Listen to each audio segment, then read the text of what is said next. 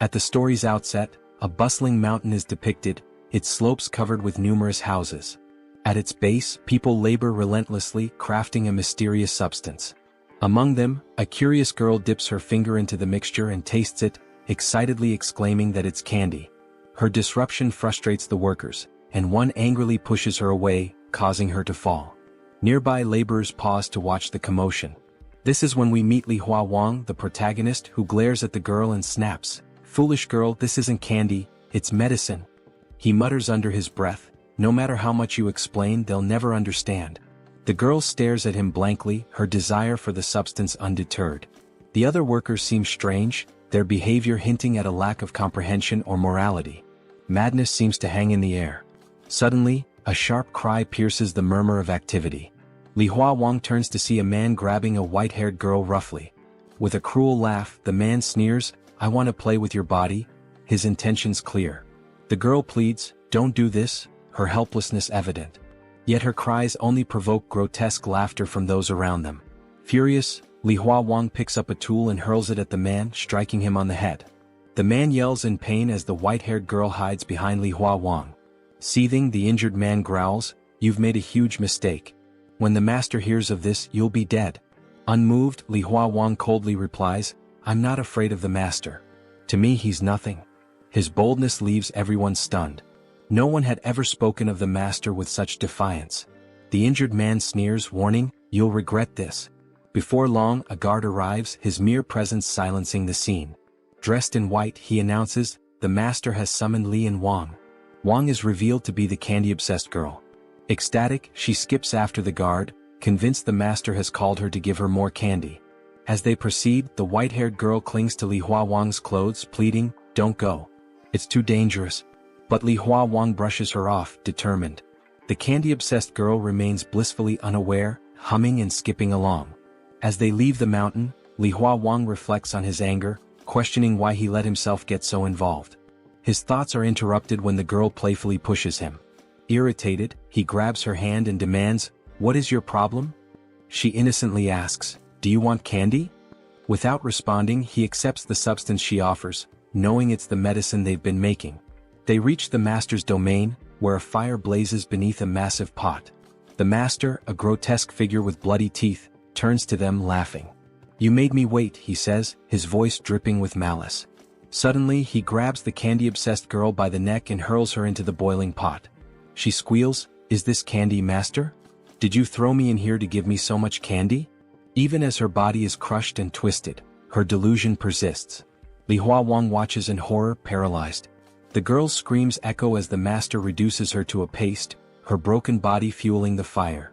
The realization hits Li Huowang like a blow. The medicine they've been making is crafted from human remains. Overcome, Li Huowang begins to whisper, "This isn't real. This is all a lie." Yet the stench from the cauldron rises, and the master inhales it with satisfaction, reveling in the twisted reality of their world. At the heart of the narrative, Li's persistent refrain, "This is all fake.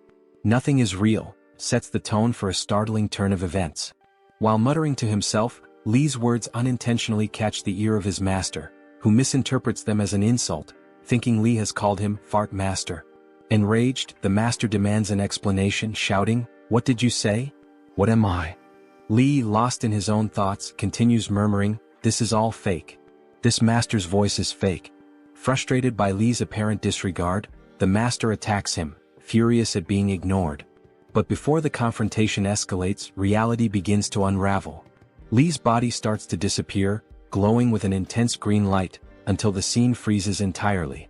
The next moment, Li awakens in a hospital. Restrained and surrounded by silence, he hears only the rhythmic beeping of machines and his own heartbeat. He is alone in a stark room, his surroundings contrasting sharply with the chaotic hallucination he just experienced. It becomes clear that Li is hospitalized, and his condition takes the story in an unexpected direction. A doctor enters, asking Li about his latest hallucination. Li, distressed, describes witnessing horrifying events, a master crushing a girl into paste and turning her remains into medicine. Even as he recounts the vision, Li struggles to understand its meaning, questioning if there's a deeper connection or purpose behind these vivid, seemingly real experiences. The doctor listens attentively, documenting Li's account on a tablet, but dismisses Li's musings about justice and purpose. None of this is true, the doctor insists. Li, however, finds little solace in the familiar dismissal, his frustration evident. The doctor warns that Li must accept these visions as illusions to leave the hospital. Until then he will remain confined. It's revealed that Li is in a mental hospital, and his isolation weighs heavily on him. The doctor reiterates, when you stop seeing all this as real, you'll be able to leave. After the doctor departs, Li gazes longingly, yearning for freedom and normalcy. Shortly after, a girl enters the room, her cheerful demeanor a stark contrast to Li's despair.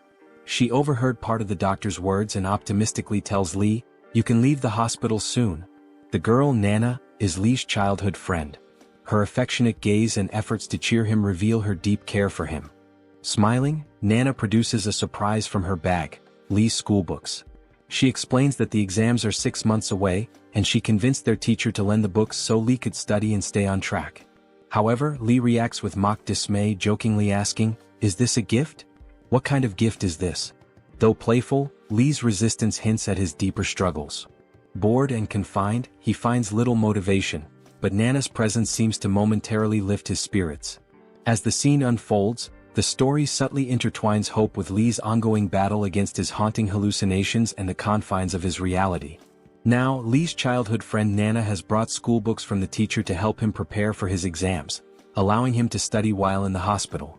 But instead of being happy about this, Li feels even more bored at the thought of studying. Nana, noticing his reaction, takes one of the books and playfully hits him on the head, saying, "Do you really think I'd only bring books to increase your stress? Do you think I'm such a bad friend?" She then smiles and pulls out a video game from her bag. Li, excited to take the game, reaches for it, but Nana teasingly pulls it away, saying, "First call me big sister, then I'll give it to you." Reluctantly, Li calls her big sister, leaning in close to her face to say it. This makes Nana shy as she notices how close he is, feeling his breath on her face. Blushing, she quickly hands him the game. As soon as Li gets the game, he lies down and starts playing immediately, ignoring everything else. While playing, he remarks, "Maybe passing the time in this hospital won't be so difficult now because of this game." He looks genuinely happy, grateful to his friend for bringing him something enjoyable. Nana watches him with loving eyes and says, "Don't spend the whole day playing games. You should study too. That's why I brought the books for you." But Li ignores her advice, completely engrossed in the game. At this point, Nana reminds him of their childhood promise. Li suddenly stops playing, his expression growing serious. He says, "Yes, I remember. We promised to go to college together. I haven't forgotten." He then leans closer to her and adds, "We'll join the same college and I'll leave this hospital soon. I'll get better and try my best." Overcome with emotion, Li hugs Nana tightly. Nana, hearing his words, smiles warmly and hugs him back just as tightly, both feeling hopeful about the future they dream of together. For a moment, everything feels brighter. Time passes as they continue talking, but it gets very late, and Li realizes that Nana might be delayed in getting home. Concerned, he offers to walk her to the hospital gate. Nana agrees, and as Li begins to put on his slippers, something unexpected happens. A sudden, unbearable headache grips Li. The pain is so intense that he can barely stand. Holding his head, he mutters, "What's happening to me?" He grabs onto the nearby table to steady himself, feeling like his head might explode. That's when his eyes land on something familiar, the medicine pestle from his hallucinations. It's lying on the table just like in the visions he had described. Shocked and confused, Li wonders if he is hallucinating again, but this time it feels different. Unlike before, the hallucinations seem to be manifesting in the real world. While he stands there, overwhelmed by pain, Nana notices and asks, "What's wrong? Are you okay? Does your head hurt? Please tell me what's happening." But Li doesn't answer her. Instead, he mutters to himself, "I've done everything the doctor said. I've taken all the medicine. Why is this still happening to me?" His frustration grows as he realizes that despite following all the instructions, nothing has improved. Suddenly, Li forces himself to stop and pretends everything is fine. Smiling weakly, he says to Nana, "Did I scare you? I was just joking." He tries to laugh it off as if it were a prank, concealing his pain and confusion. Nana, however, doesn't find it funny. She turns her back to him, saying, "Stop doing childish things. You scared me. You're not a kid anymore, so don't joke about serious matters like this." Angry and upset, she starts walking away. Li, realizing he has upset her, calls out, "Wait. I was just joking. Don't be mad at me. He looks back at the table to check if the pestle is still there, but it's gone. Confused, he wonders if it was just another hallucination. Deciding it's best not to dwell on it, Li follows Nana to apologize. When he catches up, he asks her to forgive him. Nana, still playful, touches his cheek with her finger and says, "I'll come visit you again next week. Take care of yourself, eat properly, and don't forget to study the book I brought you." Her words reveal how much she cares for Li. Hearing them, Li smiles and says, "Okay, I'll take care of myself. You take care too." As Nana walks out of the hospital gate, she waves goodbye. Li raises his hand, calling out loudly, "Take care of yourself, Nana." Watching her leave, he feels grateful for her support and love, even as his mind remains burdened by his worsening condition and the strange connection between his hallucinations and reality. After Nana left, Li returned to his room in the hospital, but his mind remained fixated on the medicine pestle he saw earlier. Walking slowly, he muttered to himself, "Has my mental health gotten worse?" This was the first time his hallucinations seemed to intrude into reality, and the thought made him anxious. Until now, his hallucinations only occurred when he closed his eyes, transporting him to that strange world. But now, he was seeing elements of those visions in real life. Fear crept in as he thought about the implications. If his condition worsened, he might not be able to go to college with Nana as they had planned. The promise they made might be broken. He shook his head, recalling his father's reassurances that the doctor treating him was excellent and would cure him soon. Li trusted his father deeply, believing that he must have chosen the best doctor. Determined to hold on to that hope, he raised his hand and shouted aloud, "I'm going to go completely crazy staying in this place with all these lunatics." As his voice echoed through the hallway, he suddenly felt something in his pocket. Confused, he paused and reached inside, saying to himself, "What's in my pocket?" He was certain he hadn't placed anything there. Pulling the object out, Li's eyes widened in shock. It was the same candy the white-haired girl had given him in his hallucination. His heart raced as he stared at it, unable to comprehend how it could have ended up here. "This is the same candy the girl gave me," he whispered. "How did it get into my pocket?" His hands trembled as he held the candy. Desperate to determine if it was real, he decided to test it. Putting it in his mouth, he was overwhelmed by its taste. It was disturbingly sweet yet carried an unsettling undertone. His stomach churned as he remembered how that candy was made in the hallucination, by crushing humans into paste. Li's thoughts spiraled. If his hallucinations were manifesting in reality, what did that mean for his condition? He clutched the candy, now more desperate than ever for answers. If the doctor sees this, maybe he'll understand what's happening to me. Maybe I'm not crazy after all, he reasoned. Hope flickered in his chest as he thought this might lead to his discharge from the hospital.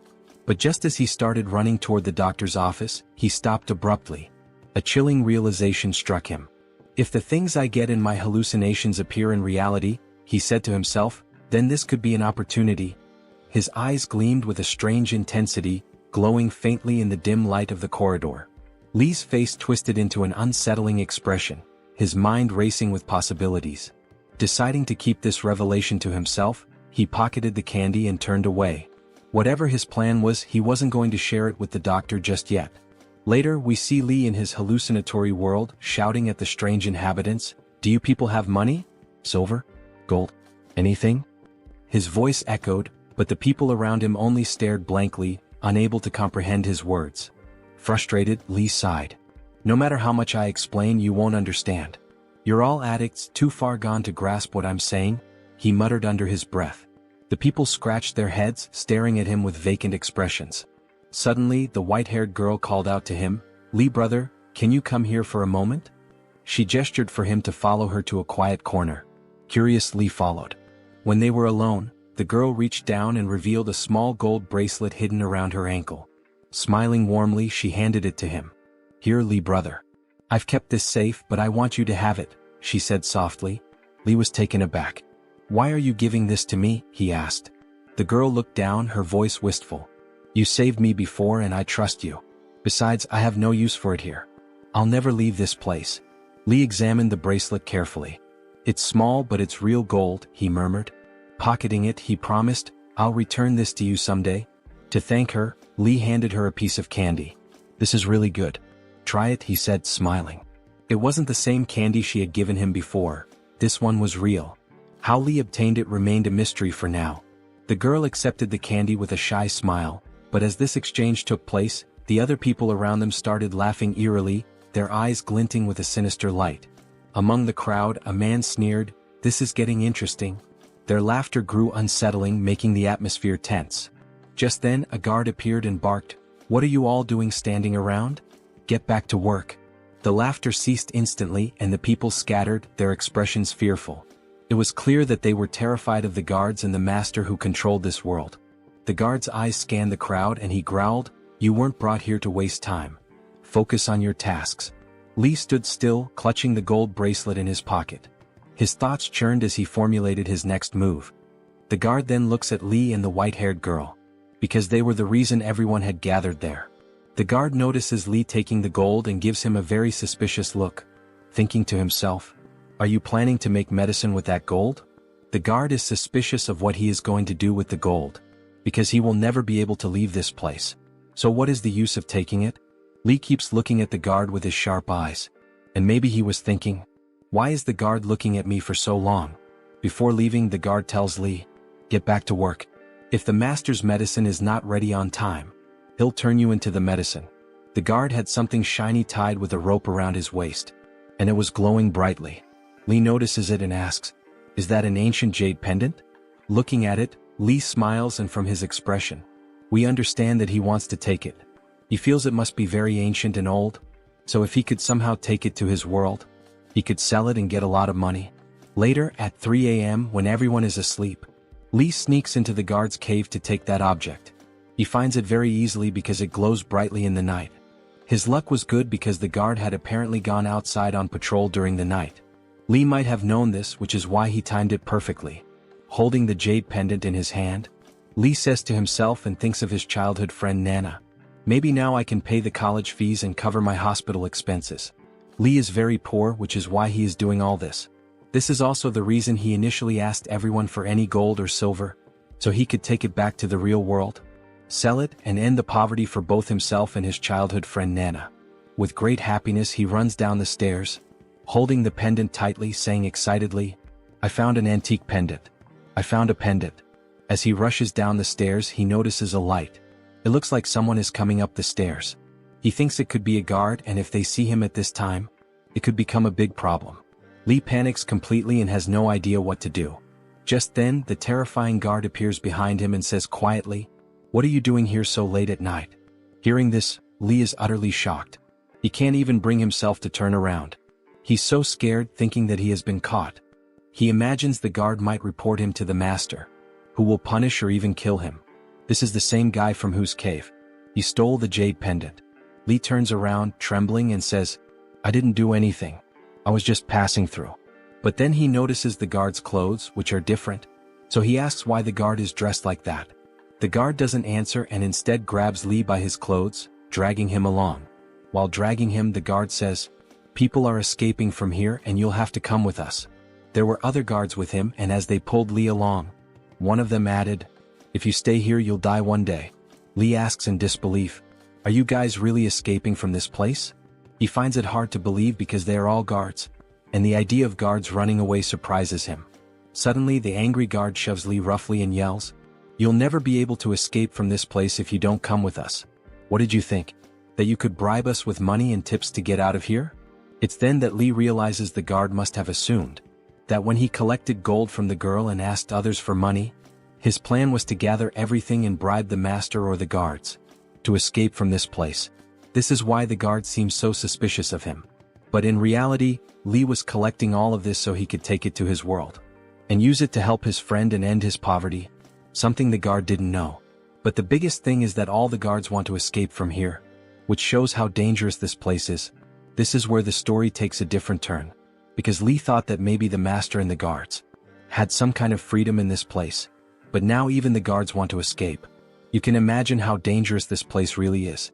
Li doesn't say anything to the guard and thinks to himself, "No matter what happens, I'll return to my real world. I've gotten what I wanted." He presses his eyes tightly, trying to hold back the emotions, to stay focused on the hospital. So Li acted this way because if he had stayed in that place, they might have taken him away, potentially leading to a fight. Anything could have occurred. That's why he came out of the hallucination, believing that by doing so, everything would stop, as it was his hallucination. Hence he closed his eyes and returned to the real world. When his eyes opened, it was nighttime and he found himself tied to the bed. Maybe the doctor was also asleep. Whenever Li closes his eyes, the doctor likely restrains him to prevent him from escaping. It's possible that while Li is trapped in his hallucinatory world, the doctor takes certain actions. This could explain why the doctor keeps him bound. Looking around, Li mutters to himself that it's still very late at night, and the nurses are probably all asleep. He feels the need to check if the pendant and gold he took have made their way into this reality. However, if a nurse were there, they might have untied his hands and feet, allowing him to verify it. For now, he must wait until morning as he has no other choice. So, Li closes his eyes once more to see what's happening in that other place since there's nothing else to do at this late hour. When he returns to that place, he finds himself standing there again, and it seems all the guards have left. Perhaps they fled, leaving him behind. Laughing, he says, "This is my hallucination. No one can harm me because none of this is real. How could they hurt me?" He laughs again. Then, in the early morning within the hallucination, a man rushes into a cave shouting, "Wake up, everyone. The master has summoned us immediately. Hurry." His tone suggests something urgent has happened. Possibly the guards have deserted. Realizing this, the master must have called everyone. The people, now awake, murmur among themselves, wondering why they were summoned so abruptly. One man warns, "Let's move quickly, or we'll be in serious trouble if we're late." Meanwhile, Li lies deep in thought. He knows why the master called everyone. It's because the guards have fled. Soon, the people gather at the place the master designated. Likely, many individuals work there, which is why such a large crowd has assembled. They whisper among themselves, "What happened? Do you know why we're here?" The master emerges from his home and addresses the crowd, "Are you all here?" Li, standing nearby, thinks, "What is this old man up to now? He treats us like dogs, summoning us at his whim. Anyone who's late gets killed on the spot." The master continues, "Last night at 3 a.m., some of my own guards tried to escape." The master then reveals 4 individuals tied with ropes. Li, shocked, realizes this is why everyone was called, to witness what happens to those who try to flee. The master announces, "This betrayal has deeply hurt me. My most trusted guards attempted to run away without informing me." He drags the tied guards in front of the workers and proclaims, "Here the rules are simple: rewards for loyalty, death for betrayal." He likely summoned everyone to witness this horrifying punishment as a warning against escape attempts. One of the tied guards looks at Li, terror written across his face. He knows his end is near. Li observes the scene and mutters to himself, "How quickly they were caught. Pathetic. These guards knew the place better than anyone and still failed." The master then yanks on the rope, performs some kind of magic and shouts, "Open!" The ground splits apart and black, octopus-like tentacles emerge, brutally killing the 4 guards in a grotesque manner. Their screams pierce the air, horrifying everyone present, including Li. Unable to watch, Li hears only the anguished cries, which shake him to his core. Trembling, he starts repeating to himself, "This isn't real. None of this is real. It's all a hallucination." He tries to calm himself, recalling the doctor's words, not to take these illusions seriously. But then, a black tentacle appears near him, carrying one of the guards impaled on it. Seeing this, Li freezes in shock. He begins questioning his reality. Did I create something so terrifying? Could the guard's pain be real? But how?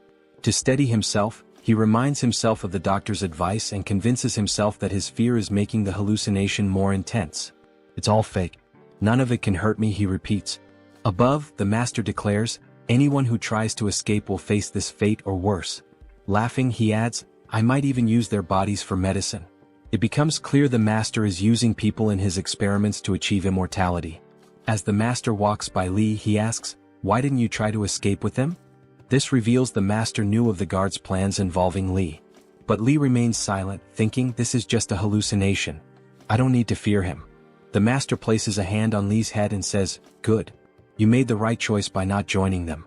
You'll no longer be a mere worker. You'll manage the supply room."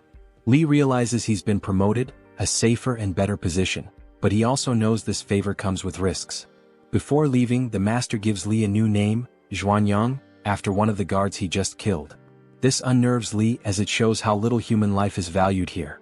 The master hands Li a bag containing 5 pills, explaining, "Each pill extends your life by 10 years and enhances your strength. Use them wisely." He laughs, adding, "Here good deeds bring rewards and betrayal brings death." Li reflects on his situation, realizing that while he has been rewarded, the danger remains ever present. Then he snaps out of his hallucination and returns to his reality. He finds it hard to believe that everything he had brought back from there now exists in the real world as well. Placing everything on the bed, he examines it closely. Perhaps it was just an illusion. That's why he needed to carefully check if it was real or not. To uncover the truth, he would have to show it to someone. Li then stares at the pill in his hand with astonishment. If everything the master said was true, consuming this pill would not only drastically enhance his strength but also prolong his life.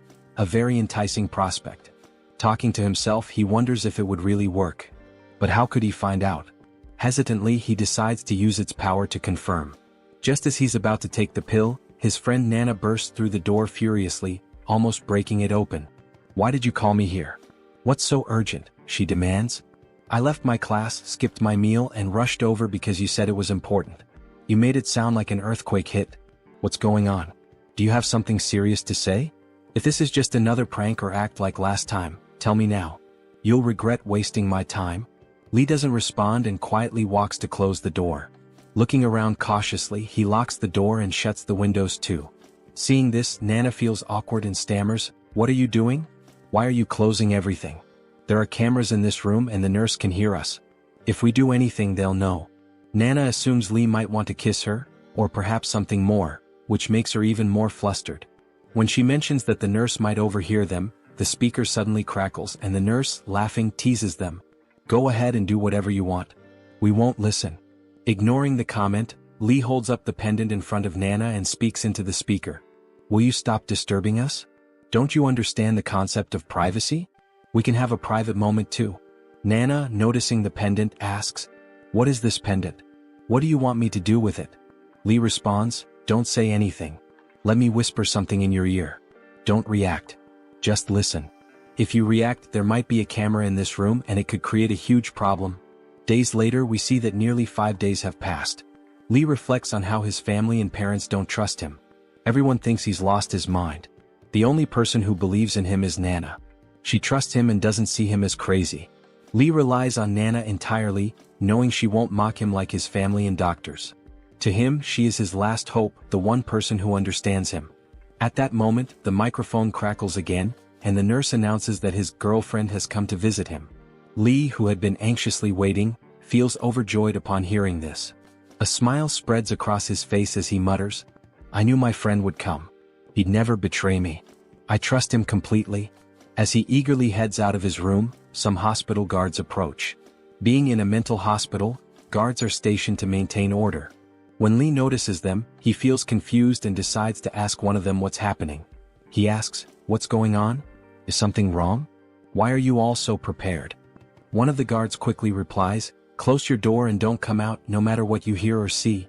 The guard's tone is urgent and almost fearful, leaving Li puzzled. The guard explains that a dangerous patient has escaped. A true psychopath capable of anything, even murder.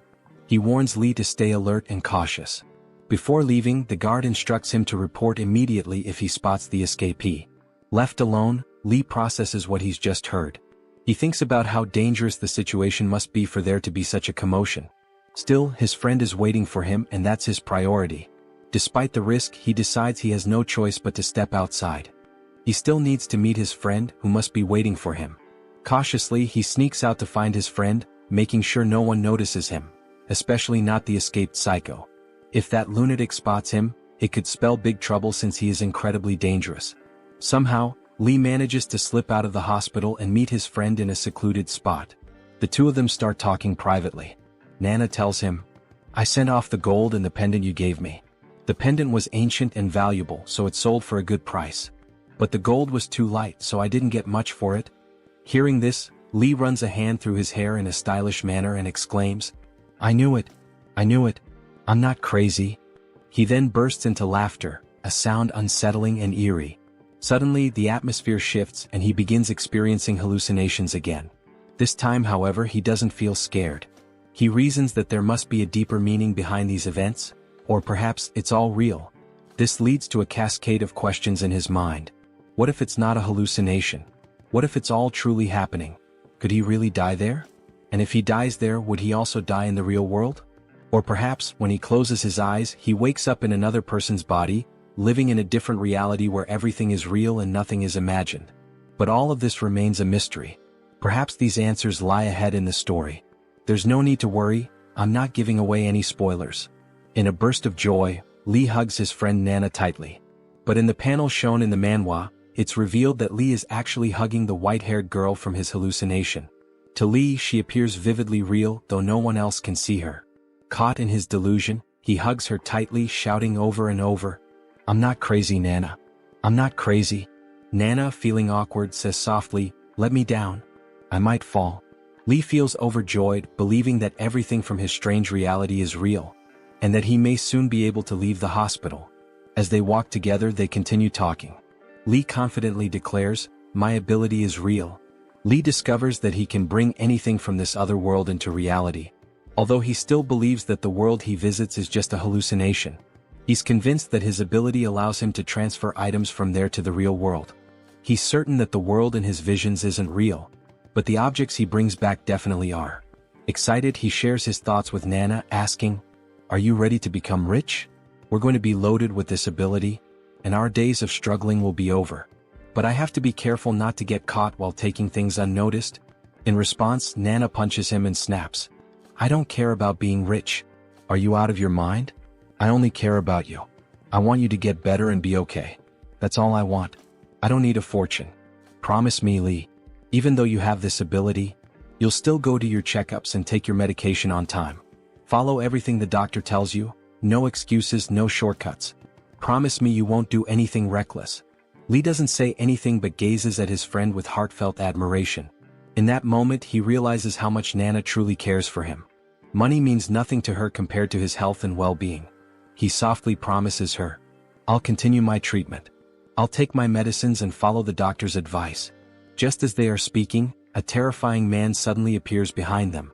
He grabs Nana and shoves her forcefully to the ground.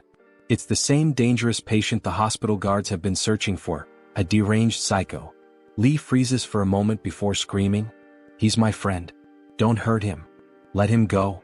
Panicking, Li rushes forward, but the psycho grips Nana even tighter, causing her to cry out in pain. Her screams send a chill through the air. Just as Li is about to intervene, the crazed man strikes him on the head with a rock. Blood begins to pour from the wound, and Li collapses to the ground. In that critical moment, Li recalls the medicine that the master had given him during his hallucinations. If the pendant in gold were real, then the medicine must also exist. And with it, the strength and long life promised by the master. Seeing his friend Nana in tears, overcome with pain, Li feels his anger and emotions spiral out of control. Unable to hold back any longer, he grabs the pills. In the manhua image, we see the determination reflected in Nana's eyes as Li swallows the medicine. The moment he consumes it, the atmosphere around him shifts dramatically. A surge of immense power courses through his body. The aura radiating from him is so intense that Nana is left stunned, unable to say a word, and even the psycho freezes in terror. As the crazed man begins to turn his head, Li reacts with lightning speed. He strikes the psycho hard in the face, sending him crashing to the ground. Li presses the man's face beneath his hand with such force that the bones crack, and blood begins to flow. Fueled by rage, Li tears the psycho's skin from his face and flings it aside, exposing raw flesh. The man screams in agony, the sound chilling and unbearable. At that moment, it becomes clear that Li has lost control. His mind, clouded by fury and despair over what had happened to his friend, no longer functions rationally. He continues to beat the psycho mercilessly, his eyes glowing red with rage. "How dare you touch my friend?" Li shouts. "Why did you hurt him?" Over and over, he strikes the man, his voice filled with a mix of pain and vengeance. "How dare you ignore me? I told you to stop, but you didn't listen." His relentless assault reveals a frightening transformation. Li no longer seems human. He moves like a demon, devoid of empathy, his heart hardened with rage. By the time the hospital guards arrive, they are horrified by the scene. They struggle to restrain Li as he continues his relentless attack. Even as the guards pile on, it takes all their strength to finally pull him away. Li is chained down, his body radiating a terrifying power. The guards exchange wary glances, realizing this is no ordinary patient. The medicine had changed him. Though he wasn't a psycho before, the pills seemed to awaken something dark within him. Now restrained, It's clear that he can no longer be seen as normal. Li lets out a piercing scream. I only did this to protect my friend. I didn't do anything wrong. Let me go. I was just trying to protect him. Didn't you all see how much pain that man caused him? The doctor, standing in front of him, crosses his arms and says firmly, This wasn't just a fight, Li. No one fights like that. What you did was far beyond a simple fight. You didn't just defend yourself or your friend. You brutally attacked that psycho. You tore the skin off his face. Is this your idea of protection? What you did wasn't human. Only a psycho would act this way. And today it's clear, you're no different. In fact, you're worse. You're a demon in disguise. The doctor's voice grows colder as he steps closer. Now tell me the truth. How did you beat that man so viciously? Where did this power come from? You've been here for weeks. I've seen you struggling to eat. You were weak, barely able to move some days. So how all of a sudden do you have this kind of strength? What changed? What are you hiding? Li remains silent, avoiding the doctor's piercing gaze. His thoughts race.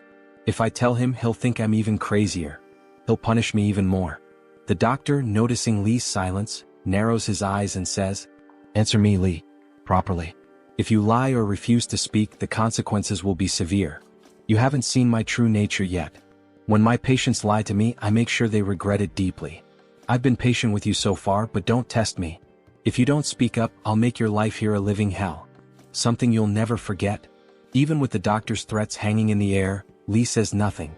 He keeps his thoughts to himself. Why should I tell him? He'll just think I'm crazy.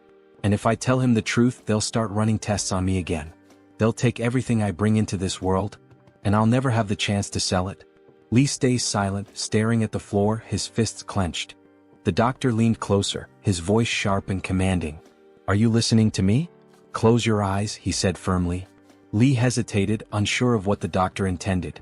Refusing to comply, he stared back in defiance. The doctor's irritation flared. I told you to close your eyes, he barked. Reluctantly, Li finally began to close his eyes. As his eyelids shut, the world around him blurred and dissolved. And when he opened them again, he found himself in the hallucination world. A sense of relief washed over him, and he thought, maybe this is how it's meant to be. In the hospital, they're always talking to me, questioning me, doubting me. But here I'm free. Here no one can ask me questions. This is my escape. In this world, he saw a massive statue of an old man sitting in a meditative pose. Nearby stood his master, the one who always seemed to guide him in this strange place. His master spoke with authority, addressing a group gathered around him. Today we have a newcomer joining us, the master announced. Huowang, you'll be working with us from now on. If he makes any mistakes, forgive him. He's new here and doesn't yet understand this place or its work. But I trust that he will learn everything gradually. Beside Huowang stood another man, older and more experienced. The master continued, you'll be his senior. It's your responsibility to guide him, teach him about this place, and show him how things are done. Now, the master said with finality, it's time to rest. It's 9 o'clock. Let's have dinner and then call it a day. As the group began to disperse, Li noticed something odd. One of the men, standing next to the master, was staring at him with an intense, almost unnerving gaze. The man's piercing eyes seemed to hold some kind of knowledge about him. Li couldn't shake the feeling and thought to himself, why is this guy looking at me like that? Am I a girl or something? Is there something on my face? What's his deal?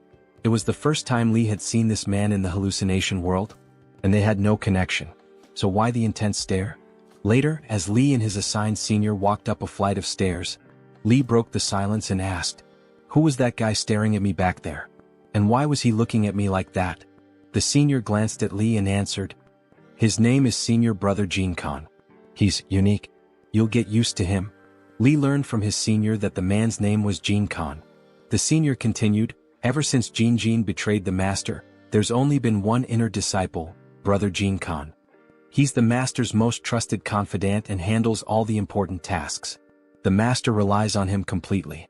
Whoever you meet here, show them respect. Speak politely to everyone and don't act rudely. If you do, the master won't take it lightly. He's very strict when it comes to respect, so be mindful of that. As someone new to this world, Li appreciated the advice. He nodded and said, thanks for explaining everything. I'm new here and don't know much yet.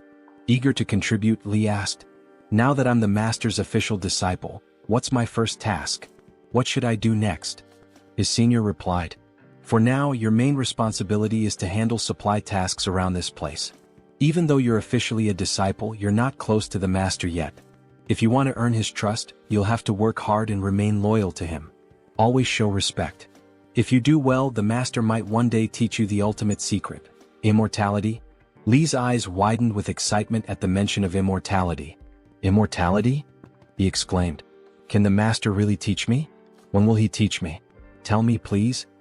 His senior chuckled at Li's enthusiasm and said, Calm down. Right now, the master isn't going to teach you. He doesn't trust anyone easily. The only person he trusts is Jin Khan. If you want to learn about immortality, you'll first need to win the master's heart. That means working hard, proving your loyalty, and becoming an inner disciple. Even then, it's not guaranteed. Many people have tried and failed to earn his trust, and it often takes years. For now, forget about immortality. Focus on your current tasks. Maybe in 1 or 2 years, if you're persistent and loyal, the master will see your worth and begin teaching you. Li's amazement grew as he processed this information. He thought to himself, this place is truly incredible. So many hidden secrets lie here. If I could learn about immortality, it would change everything. After learning about the hidden wonders of the place, Li's curiosity grew insatiable. He wanted to uncover all the mysteries it held. However, his immediate focus remained clear. To bring something valuable from this world back to the real one. Not just to escape poverty for himself but to help his friends too. That thought consumed him. Then, his perspective shifted when he stumbled upon a place where medicines were made. He watched in horror as people were killed, their essence fueling the creation of magical substances. A large cauldron bubbled violently, and strange, shimmering ingredients were added to it. The master stood before the cauldron, opening it with a commanding gesture. Inside, the contents glowed as 2 magical medicines formed, one green and one red. Li was stunned.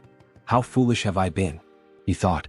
I was only thinking of taking money from this world, but these medicines hold unimaginable power. If I could take them to the real world, I could become invincible, maybe even immortal. The desire to take the medicines burned within him.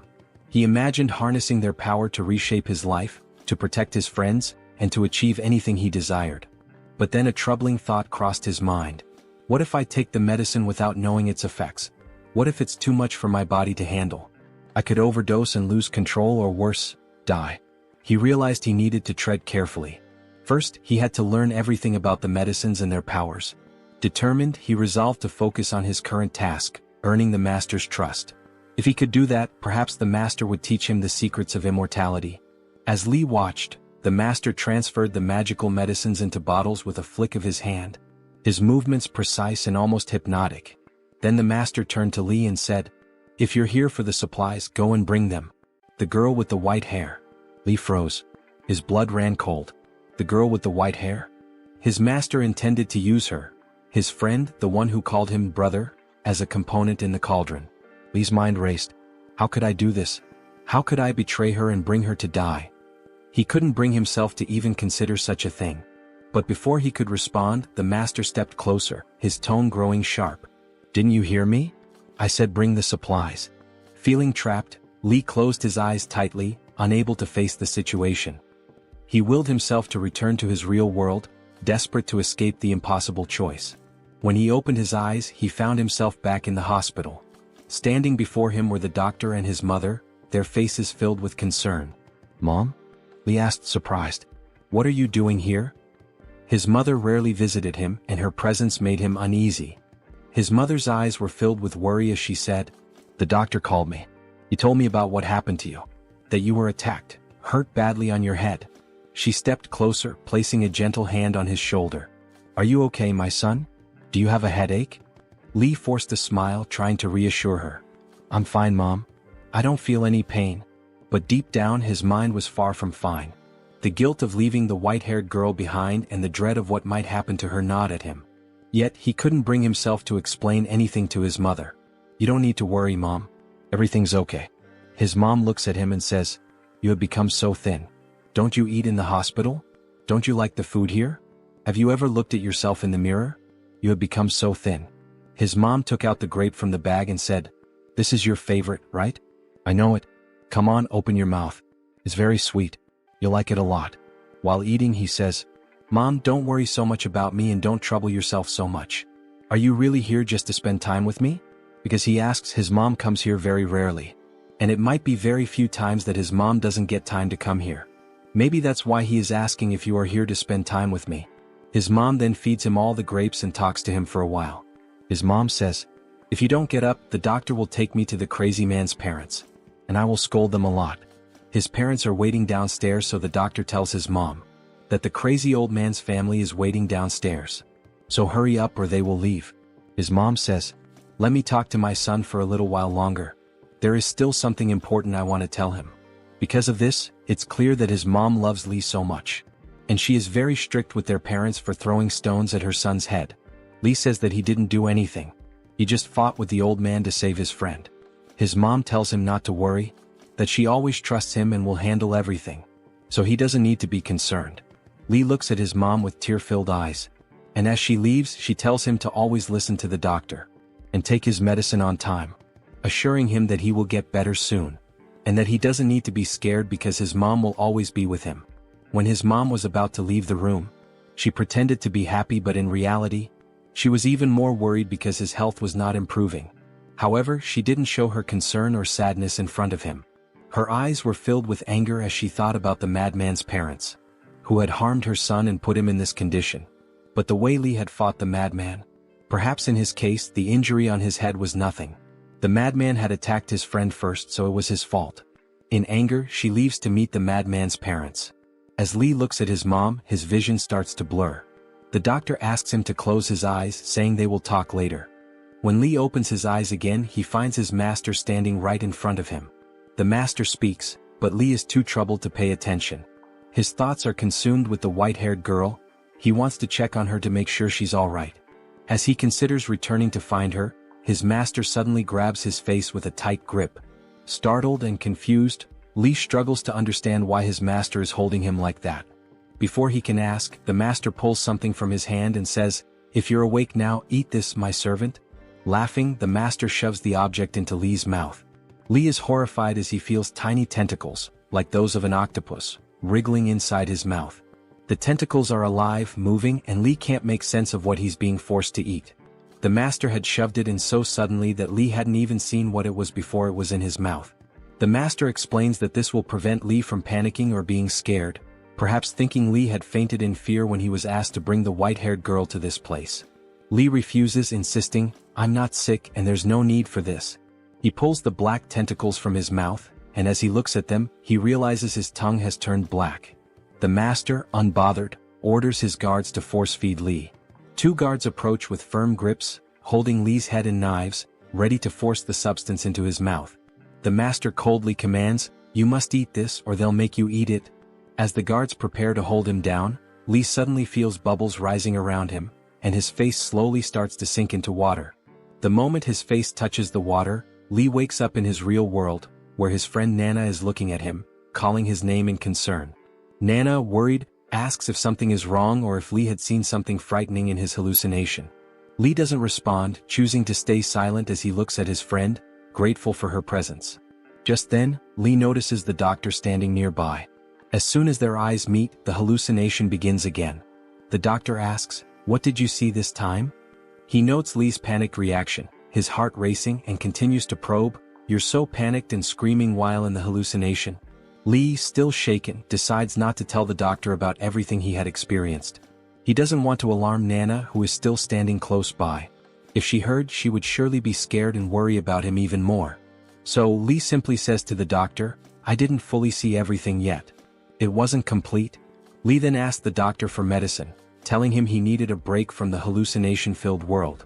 The medicine could stop the hallucinations for a brief time, and the doctor, surprised by the request, realized it was the first time Li had asked for it. As the doctor began to leave the room, he informed Li that the medicine had already been placed on the table.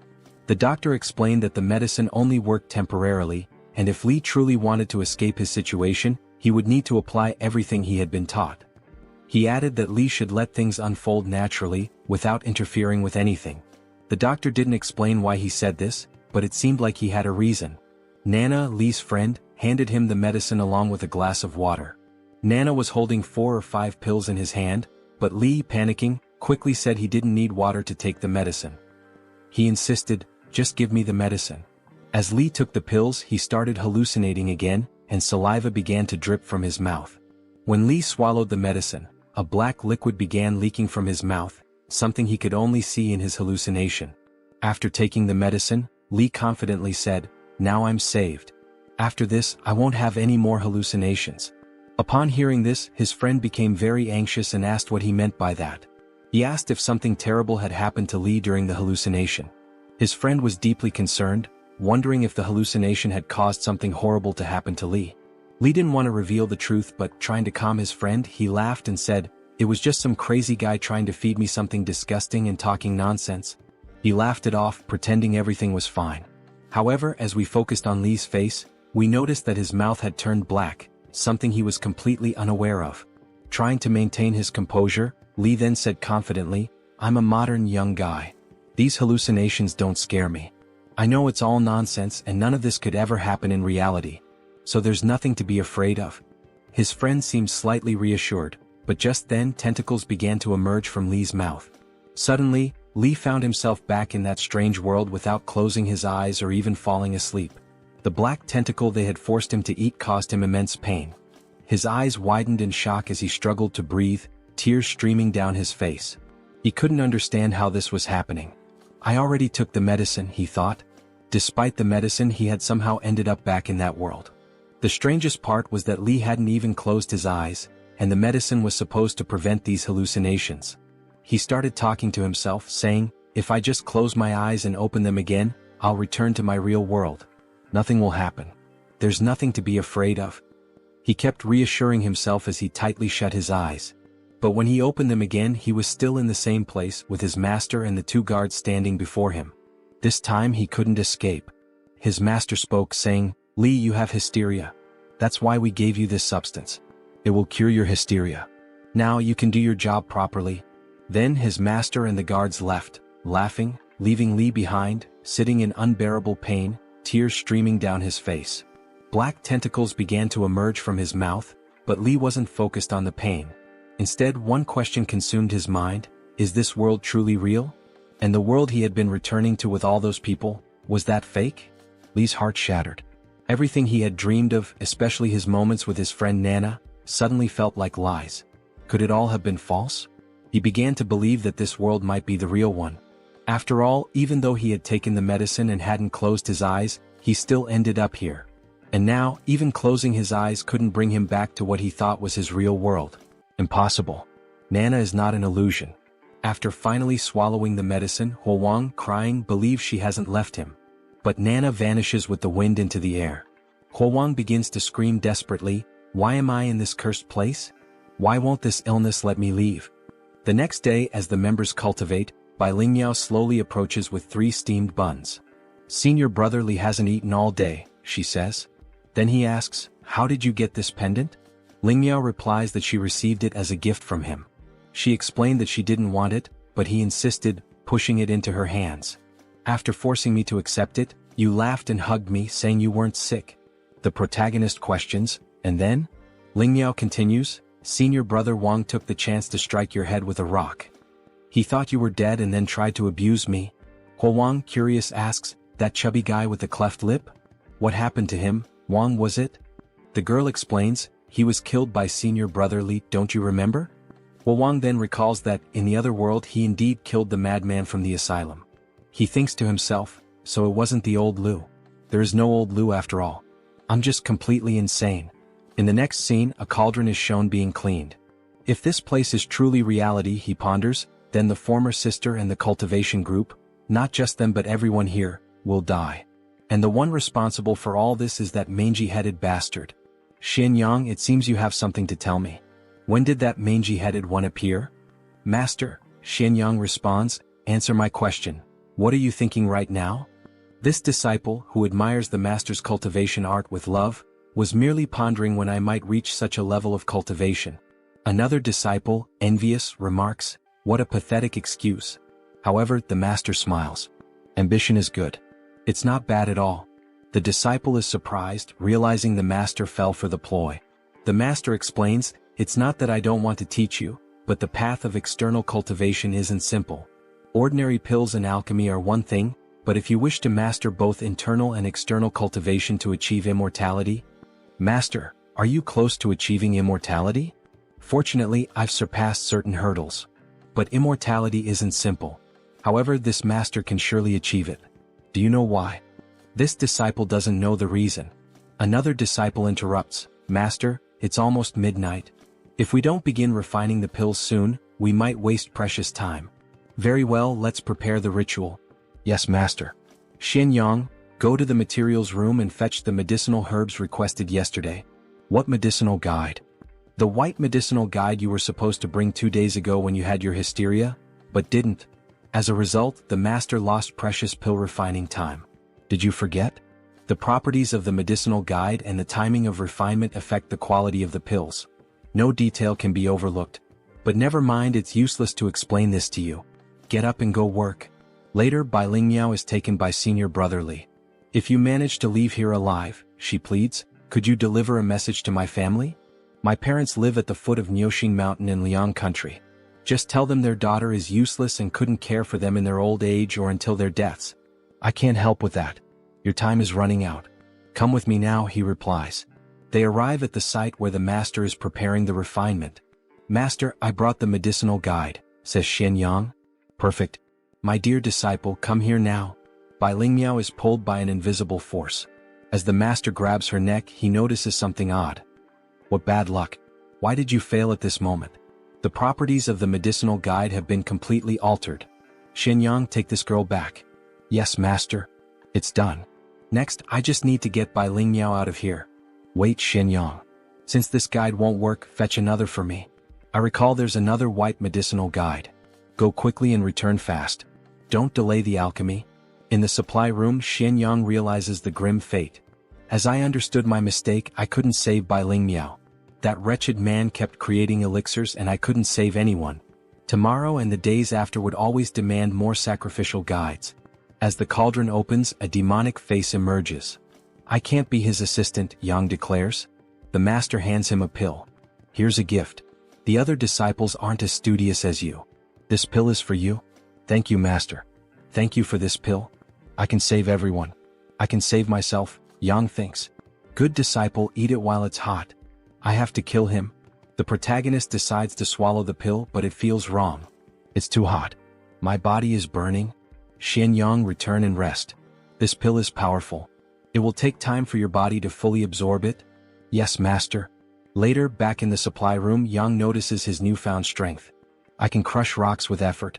But remembering the other victim begging not to die and knowing these pills were made from humans, I've only received one pill. That wretch took several. How could I kill him? Yang coughs blood. Suddenly, the young girl appears and asks, Are you okay? Senior brother Li was told, You don't need to curse yourself. You're strong too. The nervous young woman, clutching her thigh, asked, Senior brother Li, are you planning to go against the master again? Shook, keep your voice down. Are you saying you came here just for me? He might see what's happening here, Li replied. It's fine, senior brother, she assured him. Today is the day Master Yu goes to the market. The master can't hear us now. Meanwhile, the other workers thought the protagonist was retrieving more medicinal guides. We're doomed, they murmured. As Li suspected, everyone now saw Yang as an accomplice of the bald bastard. This place isn't safe. Let's move to another location, he said, pulling the girl by the hand. A young boy observed them silently from a distance. Now you can continue. What were you saying earlier about the old Master Yu? Li asked. The old Master Yu? It's something you can't see or feel.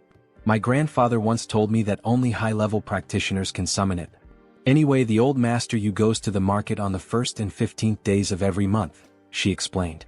So the old master goes to the market on those 2 days? In other words, during those days, the bald bastard can't monitor our lives in the temple. That's valuable information, Li remarked. The girl pressed, Anyway, senior brother Li, let's get back to business. Do you really want to go against the master again? Of course I do.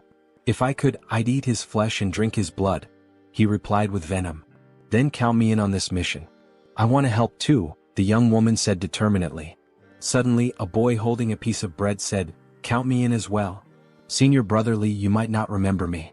I'm just a nameless child born and raised here. You can call me Gua.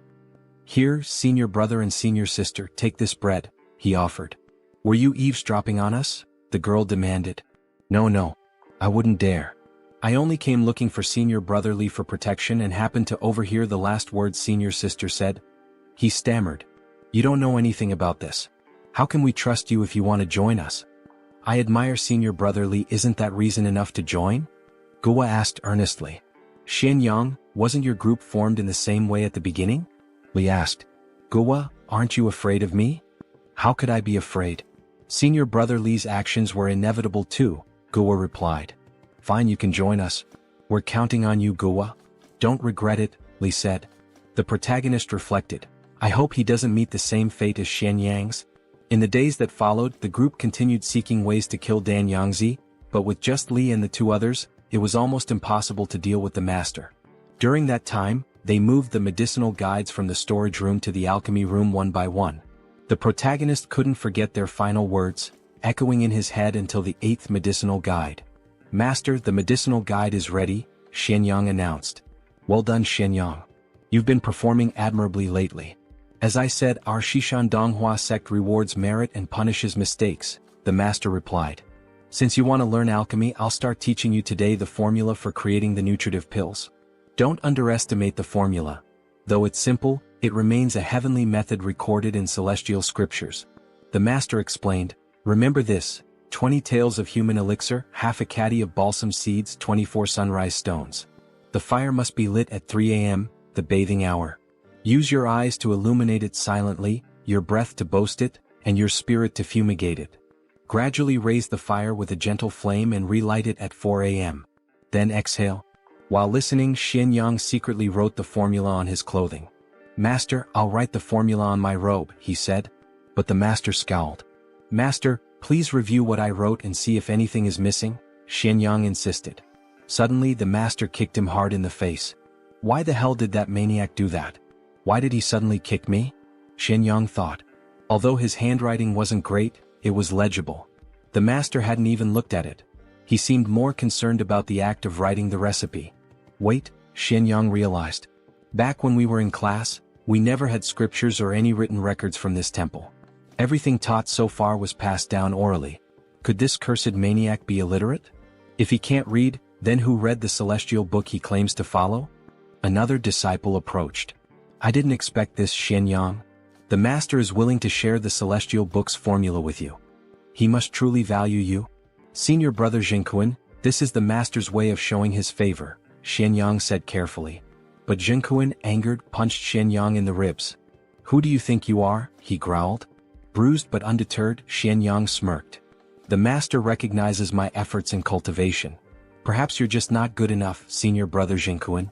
Infuriated, Zhengkuan channeled magic into his hand and struck Xianyang with such force that the impact echoed throughout the temple. Time passed.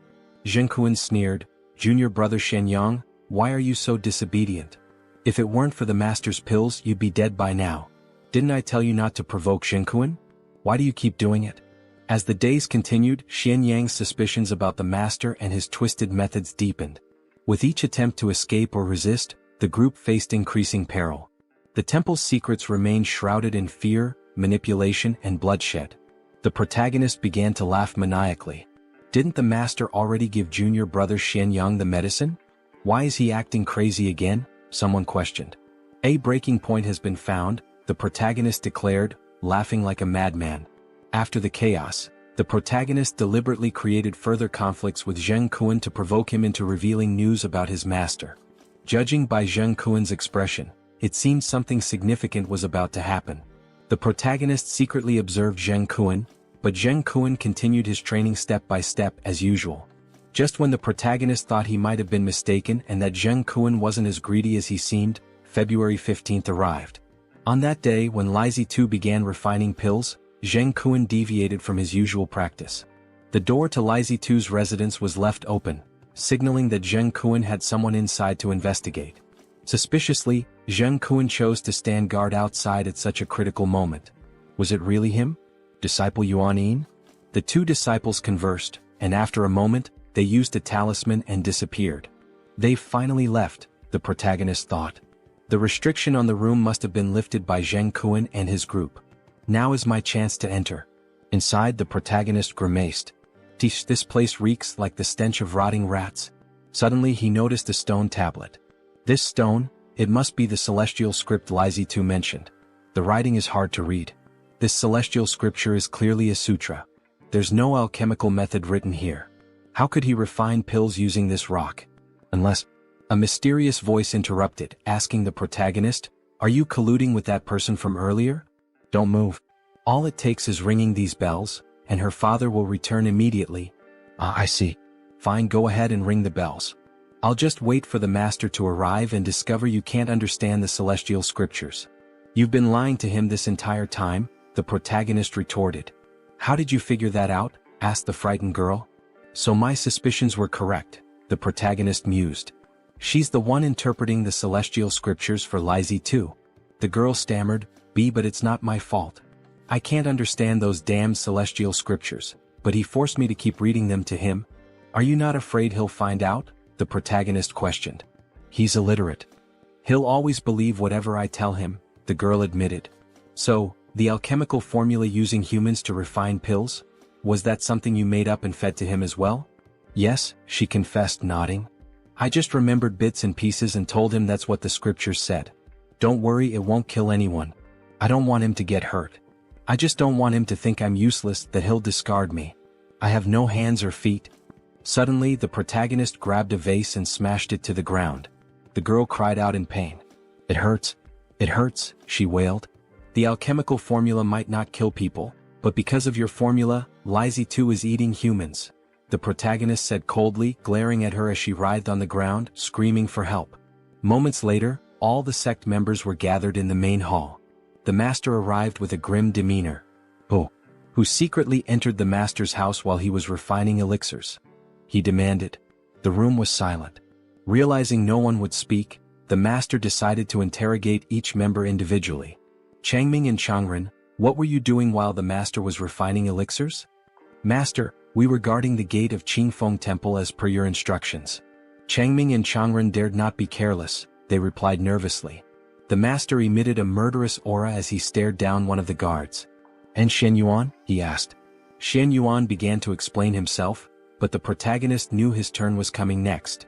"Shen Yang," the master called, placing a heavy hand on the protagonist's shoulder. "After distributing the medicine today, where were you for the rest of the day?" The protagonist responded, "Disciple returned to the hall to prepare the elixir materials you will need for the next refinement." The oppressive atmosphere hung thick in the air. The master asked again, "Did any of the disciples see Shen Yang in the house?" No one answered. "Think carefully before you speak," the master warned.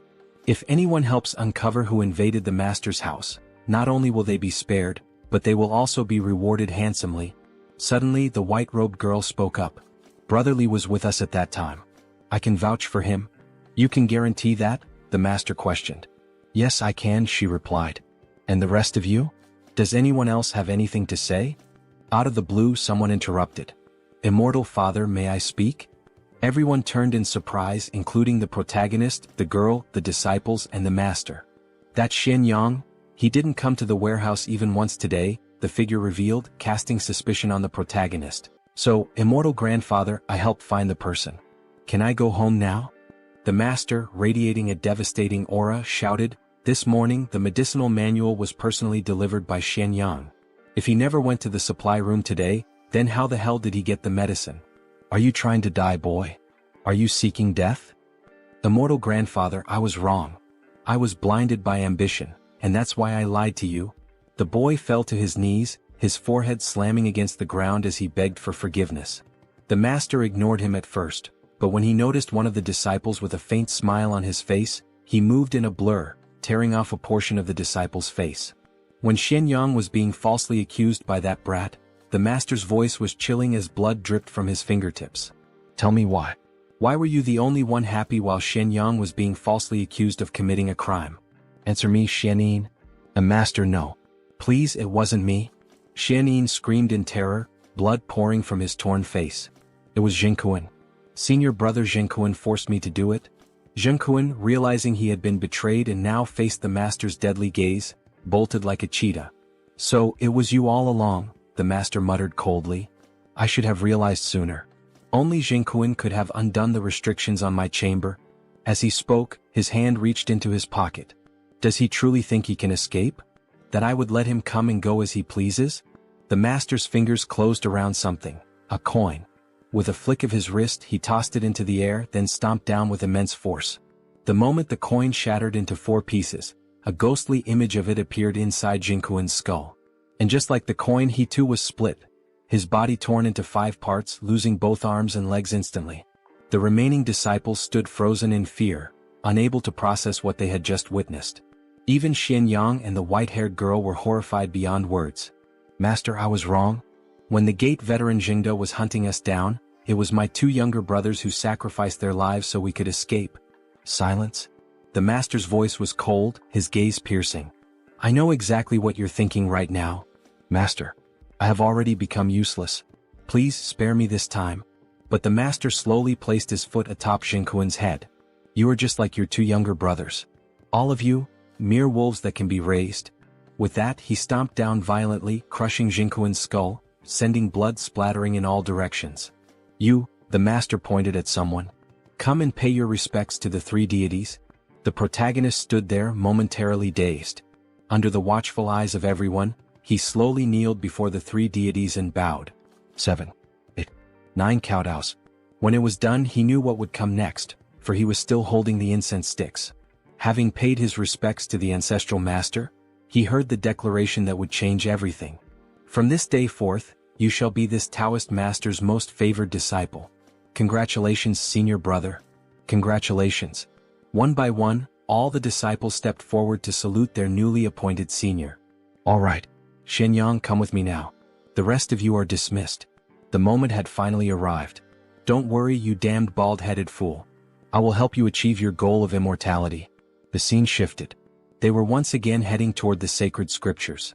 I recall that you can read, can you not, Xianyang? Yes, master. Good. It is good that you can read. The master then began to weave his magic. The sound of cords slicing through the air echoed in Dan Yangzi's chamber as black threads that had once bound the stone tablet unraveled, slithering into his sleeve like writhing black serpents. At that moment, the sacred text was fully revealed before the protagonist. Come here. Take a look at the sacred scriptures. Can you read what is written here? Yes, master. That airhead completely made up all those previous cultivation methods to achieve immortality. If the protagonist couldn't keep up, he feared his secret would be exposed. So instead, he would rather tear everything down himself. The disciple seems to understand, the master mused while analyzing the stone tablet. Stop whining and tell me everything you see. Master, in these scriptures, why isn't the recipe for the blood-nourishing elixir here? The one you taught me last time? The protagonist continued, Master, you said that to become an immortal, one must refine both internal and external pills. But the method for refining internal pills, it's not here. What? The master's eyes widened. I'm telling the truth, the protagonist declared with conviction. He had no idea what kind of lies the girl in the vase had told Dan Yangzi. If he followed the original script, there was a chance he would fail. So, he decided it would be easier to be honest and figure something else out later. Besides, it wasn't even a lie. It was the truth. The entire method to become an immortal was nothing more than a fabricated story the girl in the vase had invented. Naturally, he would create his own fabricated story and method as well. This stone tablet records a technique for cultivating internal strength. It says here that on the eve of the new year, one can use various external pills alongside this technique to capture a portion of the spiritual energy that the heavens release into the mortal realm. We can then absorb it and use it to ascend to immortality. Li Huowang stared at the stone tablet, his voice unwavering, speaking each word with such confidence that it sounded like absolute truth. A cultivation technique? It also requires external elixirs, the master asked. There seem to be multiple types of pills, the protagonist responded. This one requires 120 grams of cinnabar, 5 grams of white strychnine, 60 grams of acidin, and a wandering god? Master, what kind of ingredient is a wandering god? No wonder. No wonder the girl in the vase had said that this celestial scripture was always changing, making it impossible to memorize. No wonder he hadn't become an immortal after all this time. She had been deceiving this Taoist all along. Dan Yangzi didn't respond immediately. Instead, he observed for a while before speaking. Child? Even that girl managed to deceive me. Are you trying to do the same? The protagonist answered immediately. Master, This is the method to become an immortal. How could I possibly deceive you? After all, I also want to achieve immortality." The master stared at him, almost as if amused, trying to see if he could uncover any lies. "Good." Dan Yongzi clapped his hands and laughed joyfully. "First, explain this cultivation technique to me. Let's wait until I, your master, fully master it before refining any other pills. Then we shall ascend to immortality together, master and disciple." "Yes, master." Finally, after a long day, the protagonist returned home. Fortunately, he had read countless novels, magazines, and manga. Otherwise, the techniques he created today would have been instantly exposed as nonsense by the leper. Suddenly, he heard a voice shout, "Senior Brother Li, rest assured, now that I have returned safely, the promise I made to you, to escape, will naturally be fulfilled. Soon, you will all be able to go home. Senior Brother Li, from now on, you are my father," the boy said. "What are you all doing? If not for everyone's help at Jingyi Hall today, I would already be dead. Who would have thought that in this strange world, he would actually become companions with these odd-looking people? Everyone, I have something to ask of you. This concerns whether or not we can successfully escape from this Qingfeng temple." "What is it, Senior Brother Li? Do any of you know any other stories? Any rumors? A legend like the one my grandfather once told me? Other than mastering you, I once heard my grandfather mention something evil. Something called grandmother. This grandmother doesn't sound like anything special." "Shh. Brother Li, keep your voice down or grandmother will hear you. She is truly an evil thing. First of all, her appearance is different depending on who sees her. Some say she looks like a long-eared monster. Others say she resembles a deceased elder. And, if we say grandmother too often, do you know what happens? Grandmother will ride on your back, and on mine. If she finds us, we will become a great-grandmother together. What do you think, Senior Brother Li? Does this information about the great-grandmother seem correct?" The protagonist looked unsettled by the story. "You turn into a great-grandmother just by staying near her too long?" This world was so strange, filled with inexplicable things. "No problem. This information about grandmother was definitely useful. Does anyone else have anything to share?" Immediately hands shot up. "I have a story." A young boy began to speak. "Senior brother, I heard that some people skin children and wrap their bodies in dog hides, training them to act like dogs. Then they use these children, who understand human speech, to perform tricks on the streets. I don't want to hear these kinds of horror stories." The protagonist cut him off. He wanted information about the master, not disturbing tales. "Brother, I know something about the fish-in-law. This man is Zhao Wu, the medicinal catalyst of Qingfeng Temple. I heard the elders at home talk about him. The fish-in-law not only looks strange, but it also only appears during floods. That really does sound strange. Alright, tell me about the fish-in-law." "Senior, I also have a story. The medicinal catalyst of Qingfeng Temple, Shazi. I know Dao Dao. Alright, that's enough for today. I'll be back soon. You all just wait patiently for my news." News? The next day arrived. Early in the morning, Li Huowang was summoned to Dan Yongzi's room. "I've more or less mastered the internal and external heavenly circulation technique. Now, tell me the ingredients used to refine the pills." "Yes, master."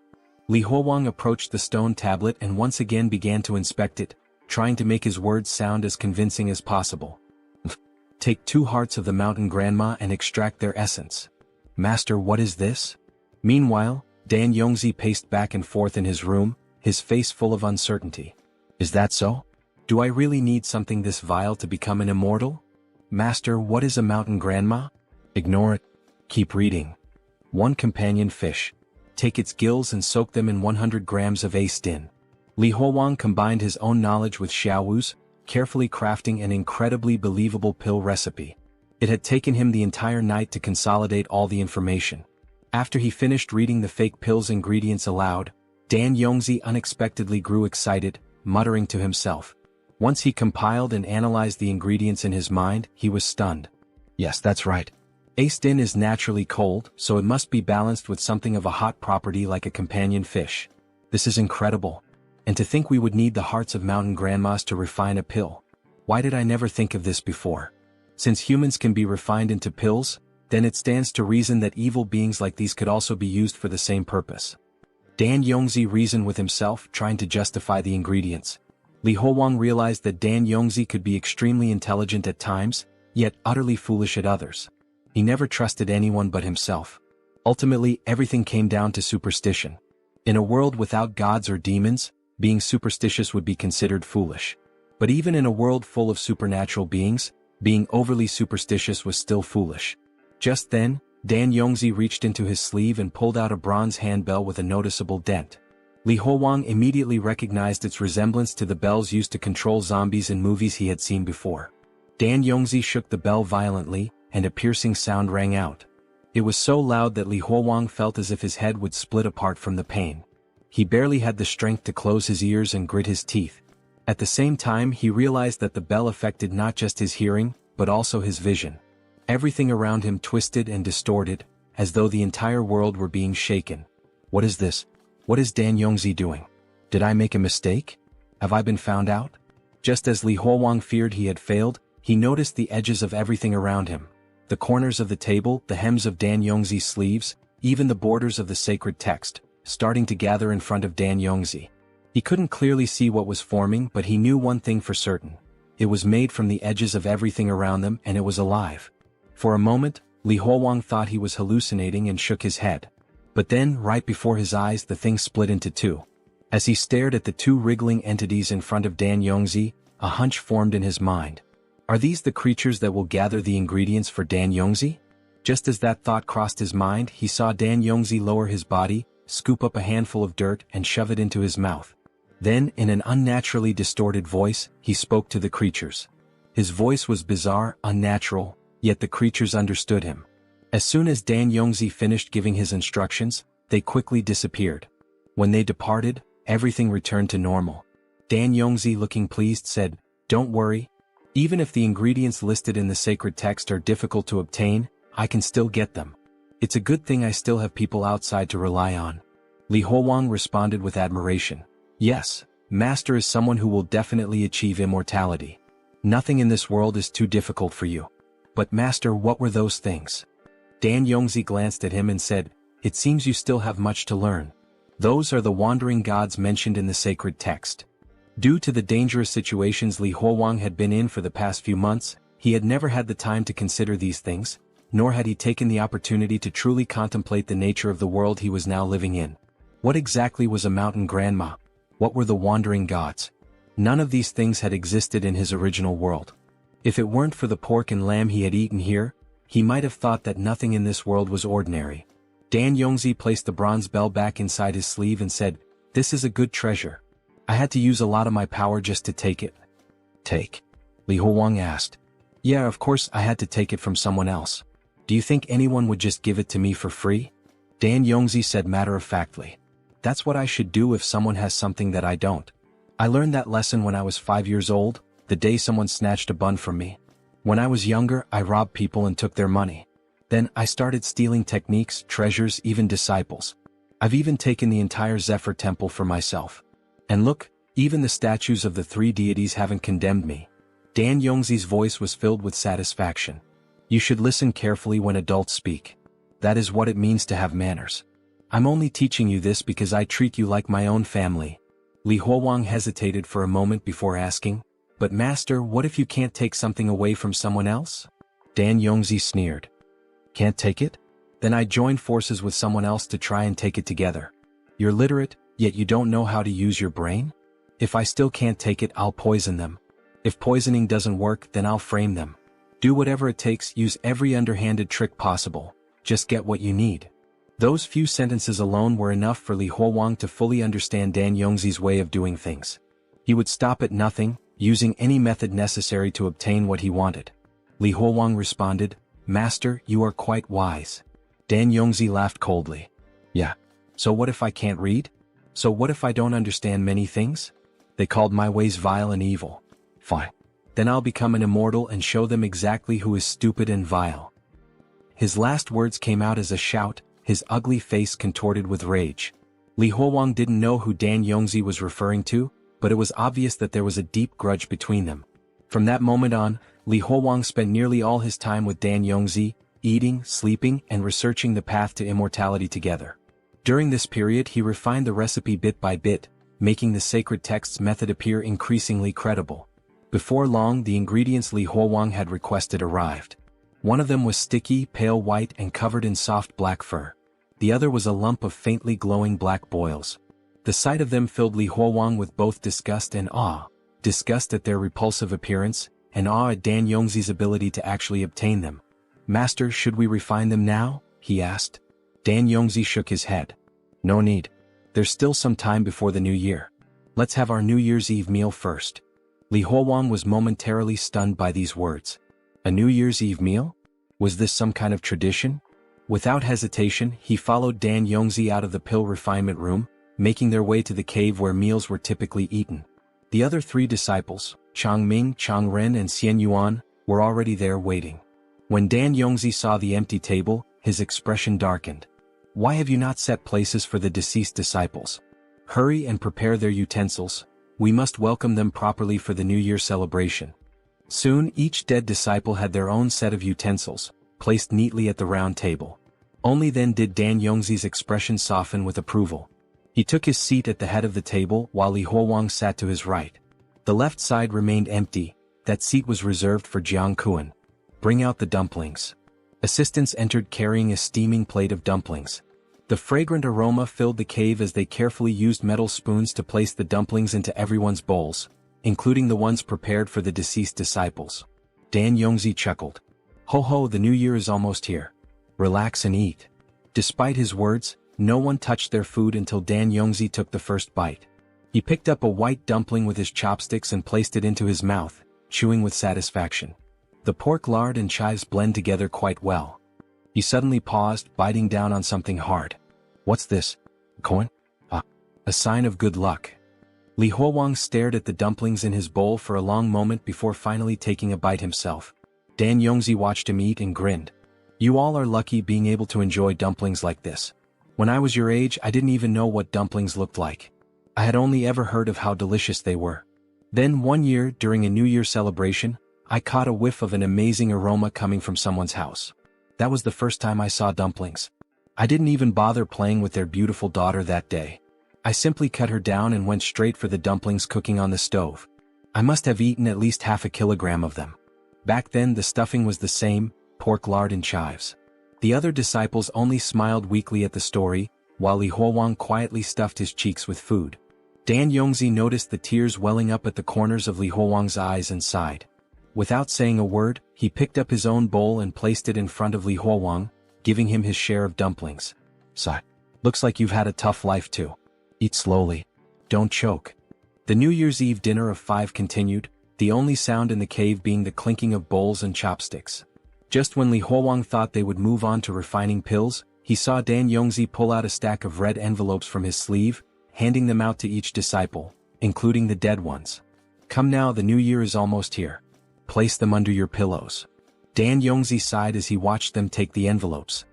"When I was your age, I had no elders to give me red envelopes." Dan Yongzi placed the final red envelope beside Zheng Kuan's bowl before turning to Li Huowang with a smile. "You don't need a red envelope. Come now, let's become immortals together and share the same longevity as the heavens and earth." Li Huowang smiled, his laughter light and cheerful. "As you wish, master. Let's head back to the pill room, start the furnace and refine the pills," Dan Yongzi instructed. "You will control the flames." "Yes, master." Then on the next day the pill refinement proceeded as smoothly as ever. But of course that scabby old man was naturally suspicious. He was dragging me along in his pursuit of immortality because he was worried that the recipe I had given him might be fake. Meanwhile, we watched as the master flawlessly inscribed the E symbols, bringing the refinement process to completion. But that was fine. He wasn't afraid. "My dear disciple, you will take the pill first. Your master will protect you." "Thank you, master." Both of them sat in meditation. "Oh scabby old man, my dear master. You and your grand dreams of immortality will die with me today." The disciple swallowed the pill as the master observed him closely, analyzing whether anything would happen. So much primordial spiritual energy, it was as if the apprentice was sinking into an endless sea of energy. Now he could see it. Now he could feel it. He understood. He was truly stepping onto the path of immortality. The protagonist put on a grand display, as though he were lost in an illusion. Upon hearing of immortality, the master was finally convinced and decided to take the pill himself. This ancient Taoist was ascending to immortality as well. Both remained motionless, seated in meditation, facing one another. However, moments later the protagonist began coughing up blood, so much blood. His stomach was tearing him apart. He collapsed to the ground, laughing. But none of that mattered. His duty had been fulfilled. Are you still hanging in there, scabby old man? This was just a technique I copied from Xianxia novels. You will never become an immortal. Black tentacles started writhing out of the master's body. The only thing you will become is a ghost, the protagonist sighed, holding a pill in his hand, the same red pill that made the body burn with heat and surge with immense strength. And then, after swallowing it, he smirked. Hey master, are you deaf? I'm talking to you. A temporary burst of power surged through him. His eyes burned with a psychotic gleam. Without hesitation, he delivered a devastating punch to the master, smashing his face against the ground. Those eyes, those are the eyes of a demon. The master's face was twisted and disfigured. He let out a furious scream. You will not stop my ascension. Get away from me. He was teetering on the edge of immortality. The ancestors were coming to take him, even as blood poured from his mouth. He had lost control. His obsession with immortality had driven him completely insane. The protagonist's stomach twisted in unbearable pain. I really regret not bringing a knife to end this properly. His vision blurred. The world around him twisted. He was hallucinating. No, he was back in an operating room as if he were in a hospital. A voice was calling out to him, but it was calling him by two names. Li Huowang. He looked up and saw Nana. Is she here because of me? Even if this is just an illusion, it's not so bad. Then he saw the doctor's face distort. The patient in bed 14 is losing consciousness. Preliminary diagnosis, food poisoning. Quickly, get the stomach pumped for gastric lavage. Gastric lavage, my ass. This is a psychiatric hospital? Where the hell would you even get a stomach pump? The sound of medical equipment echoed, beep, beep, beep. If you're going to have hallucinations, at least make them logically consistent. Beep, beep, beep. Huowang. Li Huowang. He heard someone calling his name as he floated in a sea of blood. Hold on. You promised me. He opened his eyes, a fly landing on his face. Then suddenly his body convulsed and he started vomiting, purging everything foul inside him. He was still alive. How was that possible? Wait, if he was alive, then that meant Dan Yangzi was also alive. But when he turned around, what he saw was beyond insane. What the fuck? What the actual fuck am I looking at? 3 flowers gathered at the crown of the head, ascending to immortality? He saw his master, body completely disfigured, with angelic wings and multiple eyes. So this is how it feels, so this is what it is. So this is what it truly is. It turns out, this was the truth of the Tao cultivation. I understand it now. The cultivation of the Tao. I understand it now. He kept repeating the phrase over and over.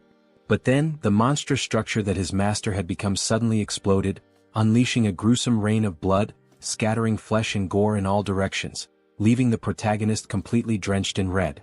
Even he was stunned by the sheer amount of blood. But amidst the carnage, something caught his eye on the ground. A piece of the master's face.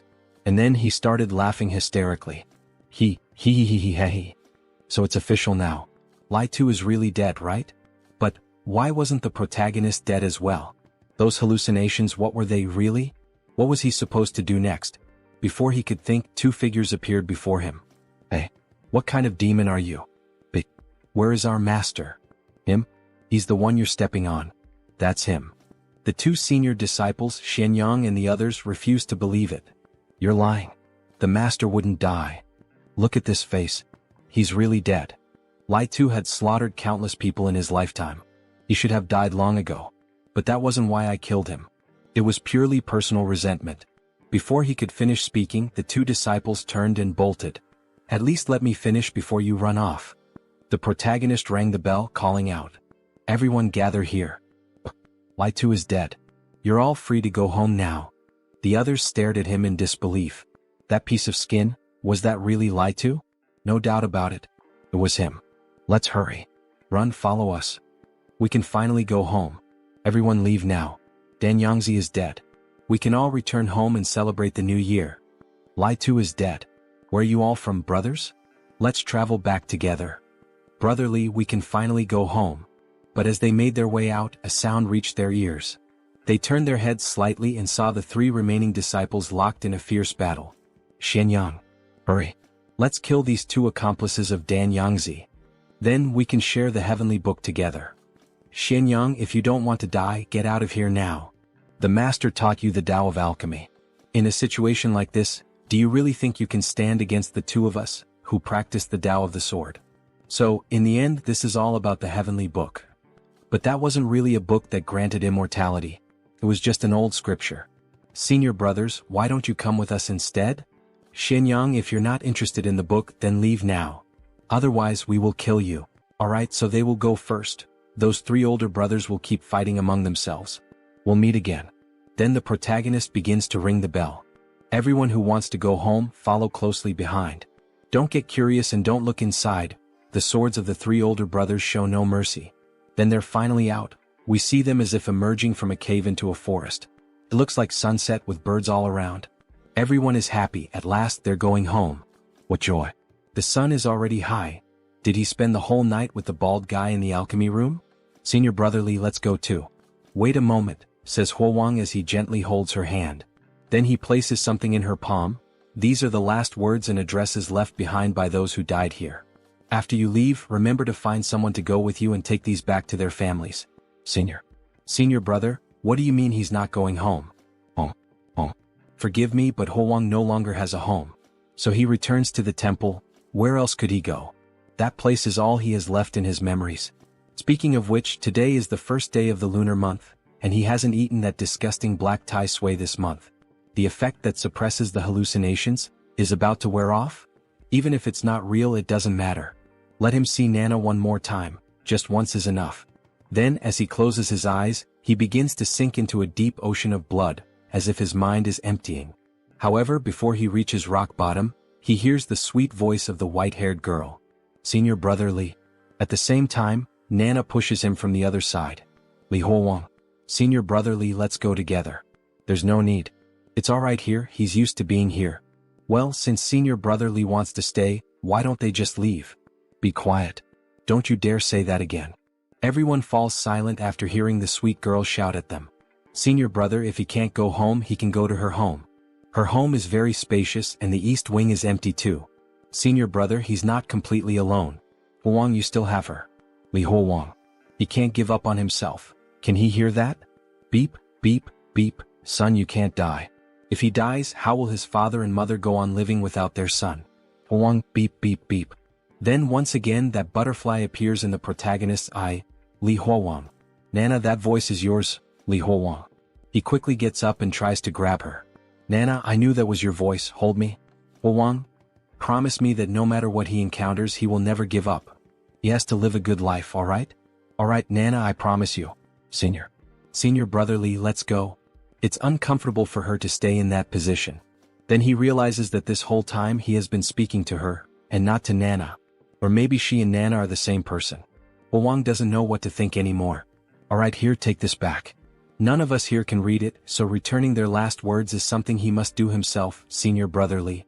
Wait, I can read it? But the other one places a hand over his mouth. Even if you could read it, it's better to pretend you can't right now. Can't you sense the atmosphere? Senior brother Li personally made a promise to them, so as a man of his word, he must honor their final words. Oh, alright, we'll start heading out now. First, gather all the food in this place so it doesn't run out on the road. Yes, senior brother Li. He still has one more thing to take care of. Strange, why can't he find that tai sui anywhere in the entire Qingfeng temple? Did it grow legs and run away? Without tai sui, he can't keep his hysteria under control. The only place left is Leda's alchemy room. Damn it, how did it get out of the cave and end up here? Could it have appeared here because of the Danyangzi fragment? Wait, why is this tai sui shrinking? So its life is connected to Danyangzi's? Hey, stay with me. If it completely retracts, what is he supposed to do about his hysteria? Didn't you want the Danyangzi fragment? Then he picks up a chunk of flesh, organs scattered across the floor. He'll give it to it now. He stuffs it into the monster's mouth, but even after it consumes part of Danyangzi, the situation only gets worse. What the hell is going on? After devouring Danyangzi's remains, this tai sui is shrinking even more.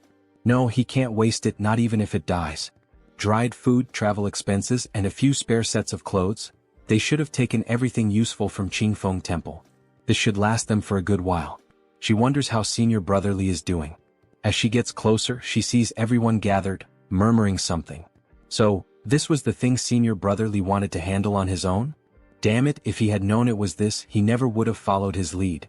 Then he starts vomiting. God knows if this thing will end up eating them too on the road. Then we see the protagonist devouring the entire monster, all of its organs, like some wild animal desperate for meat and starving. Senior brotherly, I finally found you. Forgive me for this disgraceful scene. This Tai Sui can suppress his hysteria. But for some reason, it keeps shrinking and looks like it's about to disappear. He had no other choice but to do this. She seems to understand the reason and chooses to ignore the whole situation. His clothes are filthy, senior brother. She brought him fresh, clean clothes. Is there anything else senior brother needs to take with him? Let's go. There's still one more place to check. It's so quiet here. It seems the three older brothers have decided the winner. Senior brother, have you finished fighting? Well, they're all dead. What a brutal scene. One of the brothers is impaled, another lies dead with a sword through his stomach. Senior brother won't need this sword anymore. So he'll use it for now. Then he sees the sacred book again. This celestial book. If he leaves it here and it's discovered, he has no idea how many people it might harm again. So, with a swing of his sword, he tries to break the stone, but instead, the sword is the one that shatters. Duan, the sword breaks into pieces, but the celestial book remains intact. It seems this celestial book might be considered a treasure for now. So why not take it with him for the time being? If he can't handle it, he can always trade it at a pawn shop for some travel expenses.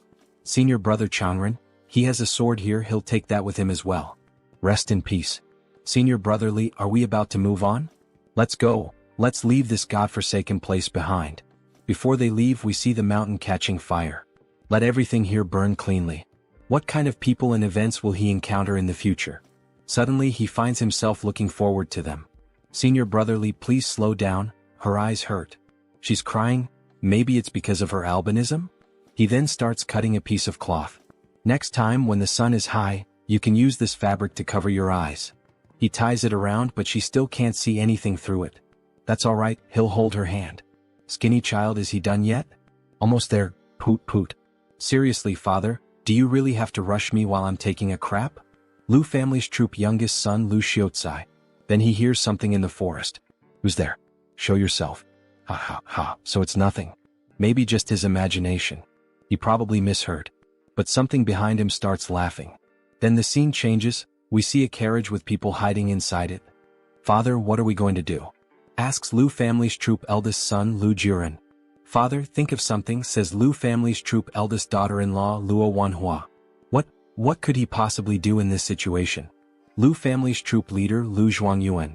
In this situation, the only thing he can do is beg, Ghost grandfather, please spare his family. Everyone in his family has a bitter fate. They're only here trying to make a living. Tell me, do I look more like a human or a god? This being, it's here to request a seal? We see the image of an entity dressed entirely in red, truly resembling a god, or at least something deeply sinister. The man is kneeling begging. He can't answer this question in desperation. If he answers it wrong, his entire family will disappear. You look like a god. However, something makes him change his mind. No, like a human. However, Li ends up stepping on a branch, making a noise. That's not right either? It shouldn't be.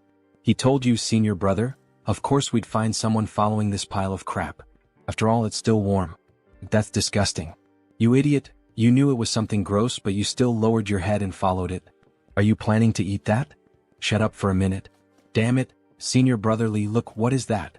There's a face on both sides but no back of the head. What even is that thing? Father, look behind us. What are those monsters doing again?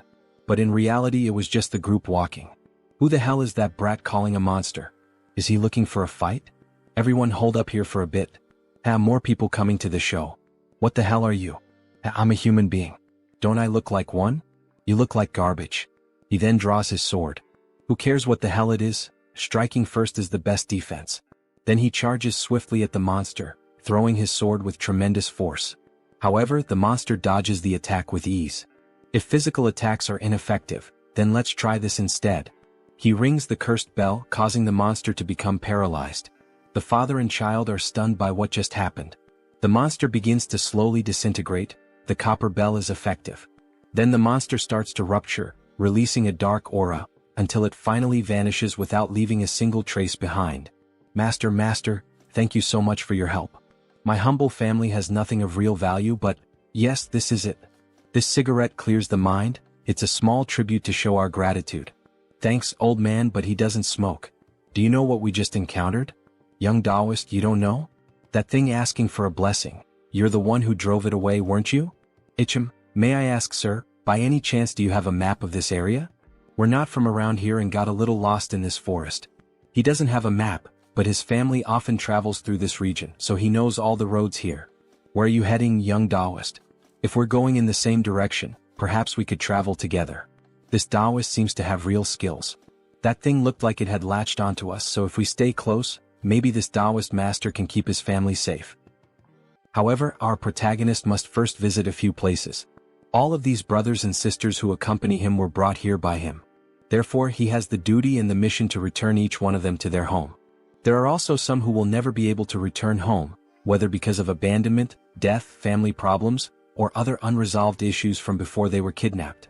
He has the moral and ethical responsibility to deliver each of these brothers back to their families, one by one. The old man becomes visibly shaken. However, he understands the situation. Young Taoist, take a look at what he drew. He used his pipe to sketch a rough map of the region on the ground. And so, where are we on this map you drew? The protagonist asks. Here on this spot of the map is Ho Shu. Below Ho Shu is Si Chi, and to the left of Si Chi is the kingdom of Nanping. We are currently on the road to Wuligang in this direction here. If they keep walking toward Wuligang, they will arrive near Jianya town. If they continue walking toward Jianya town, they will reach Shijing. Alright, I think I understand this map now. If you look closely, this world seems a bit like the 5 dynasties and 10 kingdoms period from the past. There is no unified country or central government here, is there? Alright, thank you for the explanation. However, sir, if he wants to go to the kingdom of Liang, which path should they follow? The old man looks surprised by the question. Young Taoist, is he really trying to go to the kingdom of Liang? That place is very far from here, and besides, that land is still at war with our kingdom of Nanping. This war has lasted for several years now, and it is a very dangerous place to visit at the moment. The old man would not recommend going there. Everyone is left with a look of sadness, especially the girl. Don't worry, says the protagonist. He will certainly take her back to her home, and then he offers her a piece of warm meat. Young Taoist, if he really wants to go to the kingdom of Liang, he will have to pass through the city of Jianya. If that is the case, they can travel together for this small part of the journey. So, how about we form a team? Senior brother Li's family is in the city of Jianya. There are also some postal services in Jianya city, and if they have the means to offer some copper coins, they can send messages throughout the entire kingdom. By paying, they will be able to help find some of the families of their brothers. City of Jianya? He thinks for a moment about the proposal under the moonlit night, with the wind blowing against their faces. With a slap on his own thigh, he decides. Alright, sir. They will travel together to the city of Jianya, and they will count on him to guide them along the way. Young Master Taoist, he is so kind. Everything can be easily discussed, says the old man happily. So they start walking through the same dark forest as before. However, a red smoke, looking like blood, watches them and laughs at them as if something were observing them. Then, on the following day, they exchange information among themselves. The old man, along with his children, performs theater shows as a way of making a living. And so, how is the business in this theater trade? Times are hard and business is even harder. After a severe drought, the entire city of Nanping suffered a great flood, and ordinary people are struggling even just to eat.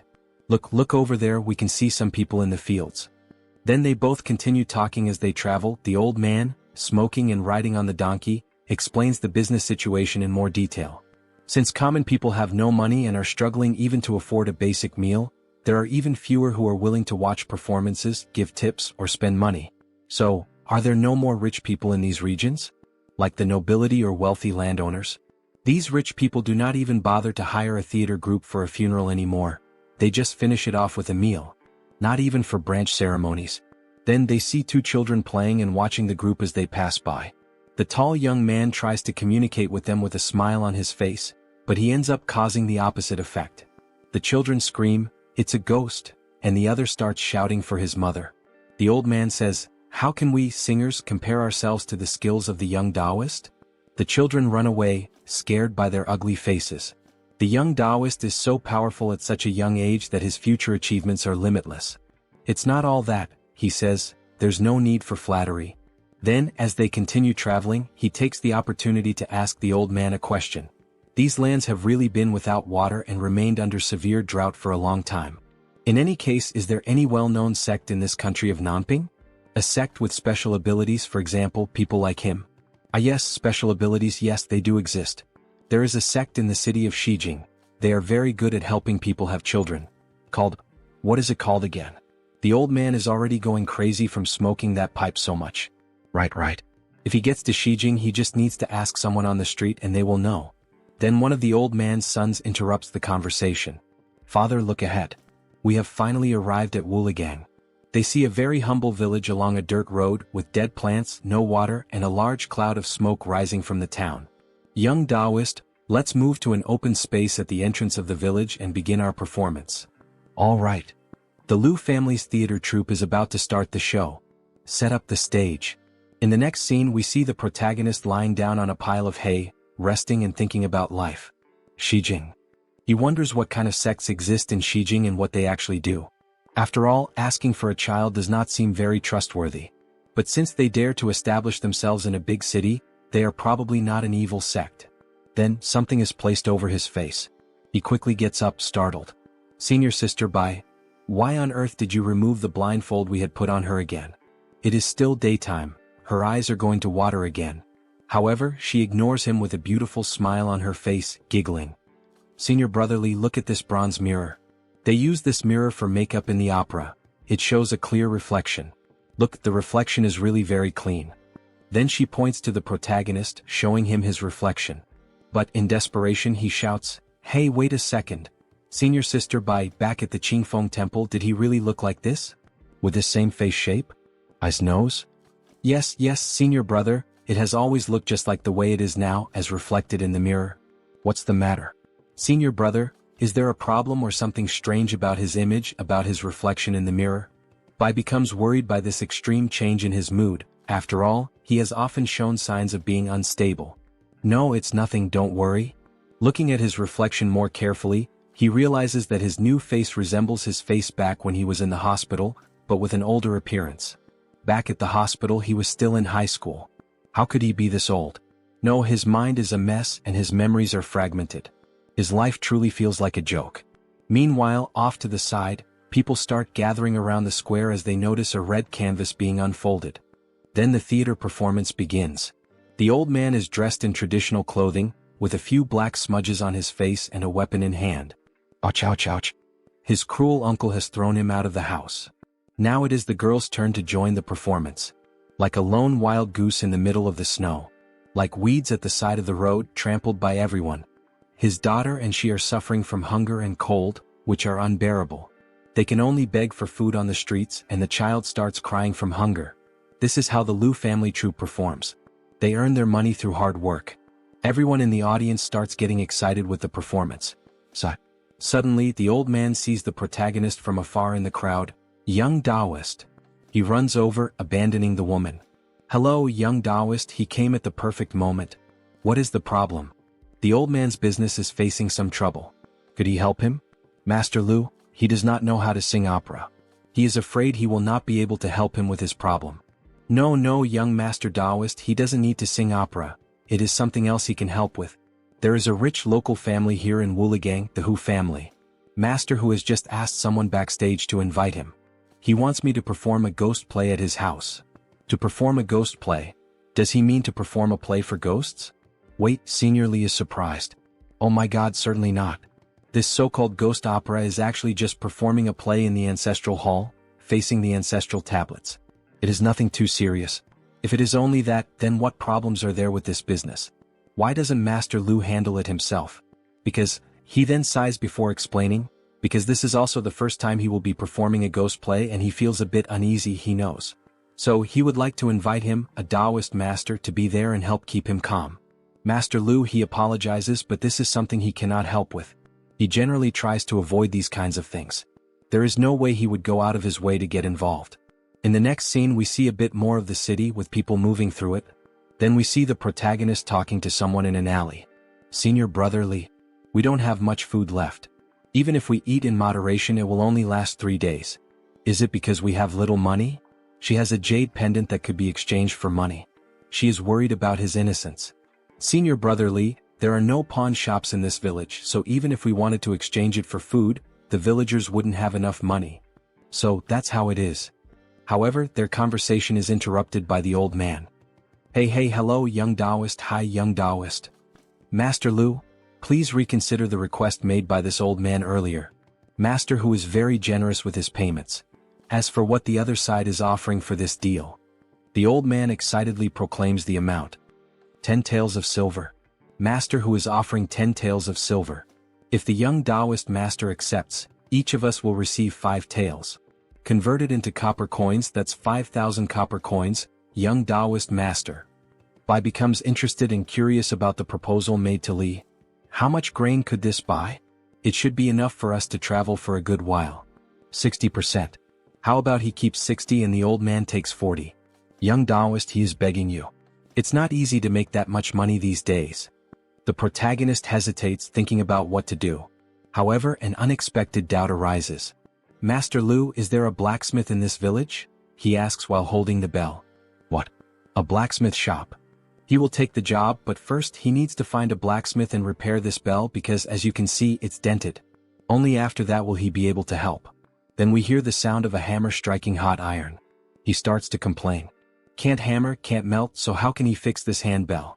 What kind of stinky problem is this? Blacksmith of Wuligang. So, any solution? He asks, shaking the bell. These days, one after the other. Only crazy people come here. Come here, damn it, give me a hand helping with this madness. Boy, are you using your strength? He's already using all his strength. They try to straighten the bell with a pair of tongs. However, young Taoist, this seems complicated. Both are exhausted from their futile efforts. Damn it. This is strange, what kind of copper is this thing made of? How is it so hard? It's just a damn bell, it should have been fixed by now. Young man, the old man remembers, the last time I took this treasure it was already dented. But that didn't stop me from using it. How about we head to the ancestral hall first? Master who must be getting impatient. The protagonist looks irritated and starts searching through his clothes. Then he finds a red pill, the one that makes the body warm and grants supernatural strength for a while. So there's no choice. I'll try to do this on my own. Hey kid, the two of us couldn't do it and you think you can just do it alone? Don't try to act like a smartass. Oh my god. Then he begins to see something incredible happening in front of him. A red aura spreads around the forge, making the place even warmer. This is truly amazing. We see the protagonist effortlessly straightening the bell by himself, power emanating from his eyes as he gains incredible strength. It seems the pills still work, especially in this world outside. The restoration is successful, and the bell is now in perfect condition. I told you not long ago that this young Taoist is incredibly powerful, right? Yes, that was truly amazing and there's no explanation for what just happened. What the hell did he do? I saw him put something in his mouth before this explosion of strength. Master who really invited a specialist to help this time. After some time talking, the protagonist steps away from everyone and heads to a more secluded spot, near a river. He picks up the bell and before heading to the ancestral hall, he should test the bell first. It seems to be repaired. Next, he just needs to test it the same way the bald man did. First, strike the bell with a light force.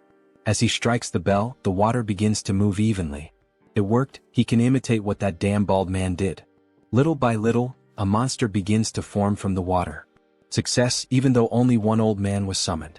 Still, it's not the same as that damn man who managed to summon 5 monsters at once. Alright, the next step is just like the bald man.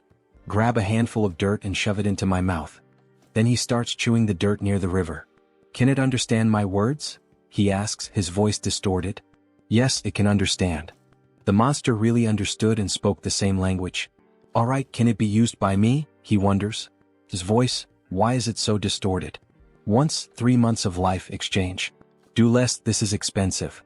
The fish monster responds in the same way, do less, this is expensive. So, commanding his master once actually costs 3 months of life, and there's no room for bargaining. Dissipate. It seems that he will have to use it sparingly in the future. That damn bald man was able to use those monsters because he had many years of life due to the pills. Then finally, night arrived with a beautiful moonlight. The ancestral hall of the Hu family. Many people have already gathered in front to enjoy the show. Ah, young Taoist, you've finally arrived at the location. Come this way, I'll take you to the main hall. And then, how are the preparations, everything's ready? Just now, Master Hu said that in previous years he also hired other groups to perform ghost operas and nothing happened. Young Taoist, don't worry.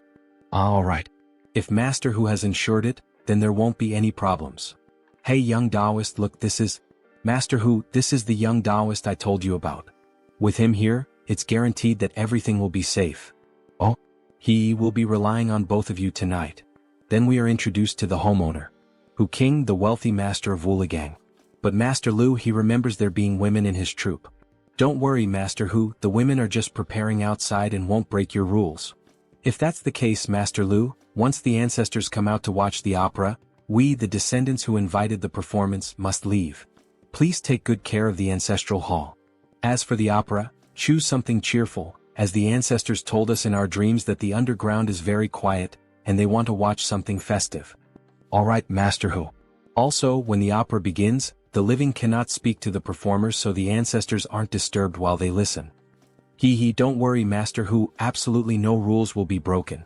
How strange all these rules and commotion. Well, anyway, no matter how you look at it, it doesn't seem like anything will go wrong. Let's hope everything goes well. Then the show begins. The Duke Gong likes wine and listens to frivolous music. Jie Junshan asks about the dance posture. King Liang is tyrannical and the people's lives are difficult. The heroes of Nanping learned about water and fire. Since ancient times, the rise of the ambitious has brought suffering to ordinary people. As the saying goes, success is built upon 10,000 withered bones. The protagonist watches everything from afar. Truly everything is going well. On stage, the atmosphere is lively and bustling, but the audience is in complete silence. Don't think too much about it, it's rather frightening. And as good as the music is, staying up all night to listen to it still makes you sleepy. It's lively and bustling, but the audience is in complete silence. Don't think too much about it, it's quite scary. The characters in the play begin to fight and put on a beautiful performance. But no matter how good the music is, staying up all night to listen to it still makes you sleepy. It seems that ever since he arrived here, he's been getting sleepier. He seems to fall asleep easily. This isn't good, as he accepted the money. The reality starts to shift as he falls asleep, as if he's returning to the hospital. He really can't sleep while working. However, he suddenly awakens. Something is wrong. Why did the singing suddenly stop? Mr. Lu, why did you stop suddenly? Then when he looks at the Lu family, he sees a huge monster with a red aura. Good show, here is your reward. So it's that ghost again, I thought it had died. He then makes copper coins rain down, as if he were truly a deity. Even the moon turns red. A show of flying coins. However, Master Lu's daughter is terrified, almost unable to breathe. Yet, her father places his hand over her mouth, saying nothing, just stay quiet. Then the monster approaches her. Well done, that was a nice show, scaring her even more. Look here, your reward. And again he makes more and more copper coins appear. This ghost is truly rich. After making so much money rain down, he quickly flies off to another location, while the protagonist simply observes the situation. The monster quickly runs into the house, sits on the throne, and demands that the show continue. The entity wants to keep watching. Master Lu, this evening's performance shouldn't end, let's continue? Young Taoist, this. The old man is very scared, this wasn't supposed to happen. Then the protagonist takes a step forward. Why are you still standing there? Don't stop, keep singing and performing your show. Our benefactor has already given us a generous reward. Then he stands beside the monster, also wanting to watch the show. Come on, don't stop. The demon demands that they keep singing. Our benefactor has already given us a generous reward. Now it's time for them to do their part with the show. Even though the three are afraid, they decide to go through with it. All right, young Taoist. They will start the show again. Apologies for the mistake. A round and bright moon rises early in the east. That thing has come, but it isn't even attacking. What the hell does it want? I'm thinking of my dear old mother in the hallway. Clang clang, clang clang. The demon looked like a child, excited by the show it was watching. Joyful and happy. It even claps along to the rhythm. This thing can't be here just to watch the opera, right? Wait, what's happening? It's getting blurry? The demon begins turning into a red mist. Clang clang, rising, diffuse. Following him, my lord. How? The mist begins to approach the members of the performance, slowly drawing nearer as it listens to them sing. Especially to the girl, who starts to feel cornered. It's like a sheep facing a predator. Then the demon appears in front of her, laughing, and with the enormous claw of his hand, he pierces the girl's head. Although he doesn't actually harm her, it's more as if he passes through her mind and out her mouth, so that, in the end, he can extract something from within her. Something that looks like a seal and at the same time like a candle. The demon had waited all this time to obtain it and then decides to eat it. All of this happens while the protagonist watches the situation unfold. The girl appears to be physically fine, although when she realizes the demon has eaten something that belonged to her, she goes into a state of shock and even begins drooling from her mouth. And with that, the demon became more active, revealing its mouth as if there were several souls inside its stomach. If you didn't have this unpleasant habit like humans do, of taking, then it seems what he consumes is not a candle or sweets, but rather the fear produced in people's hearts, right? We see his image facing the demon as if there had already been many victims, each one consumed along with the terror in their hearts. Are you angry? That means he struck a nerve. Master Lu, don't stop. If she's afraid of being blinded by the strong wind, she just needs to close her eyes and keep performing. He calls out from inside the great house. Just believe what he says and everything will be fine. Still, they seem hesitant to trust him, especially the girl who struggles to give him that vote of confidence.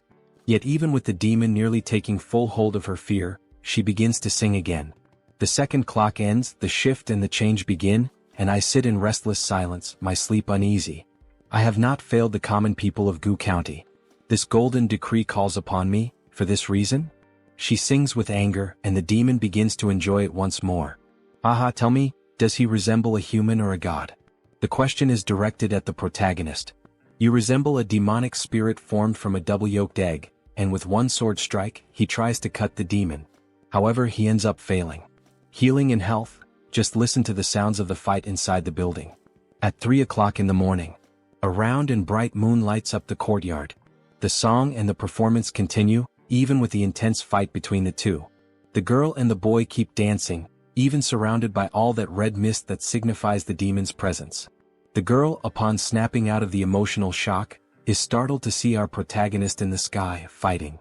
He is trying to kill the creature, but in the end, when he throws the sword, it flies past the old man and nearly kills him. However, while he is thrown far away by the demon, the book containing the sacred scriptures ends up slipping out from his body. And when he manages to pull it back, since it was tied to him, he realizes that this stops the demon from continuing to harm him. Yes, these scriptures really do contain some kind of overwhelming power. After all, even a monster like this one is frozen in fear. And even wounded by a purple energy emitted from the stone that holds the scriptures. He hadn't expected that. This thing truly fears the celestial scripture. That is going to be his advantage to win this fight.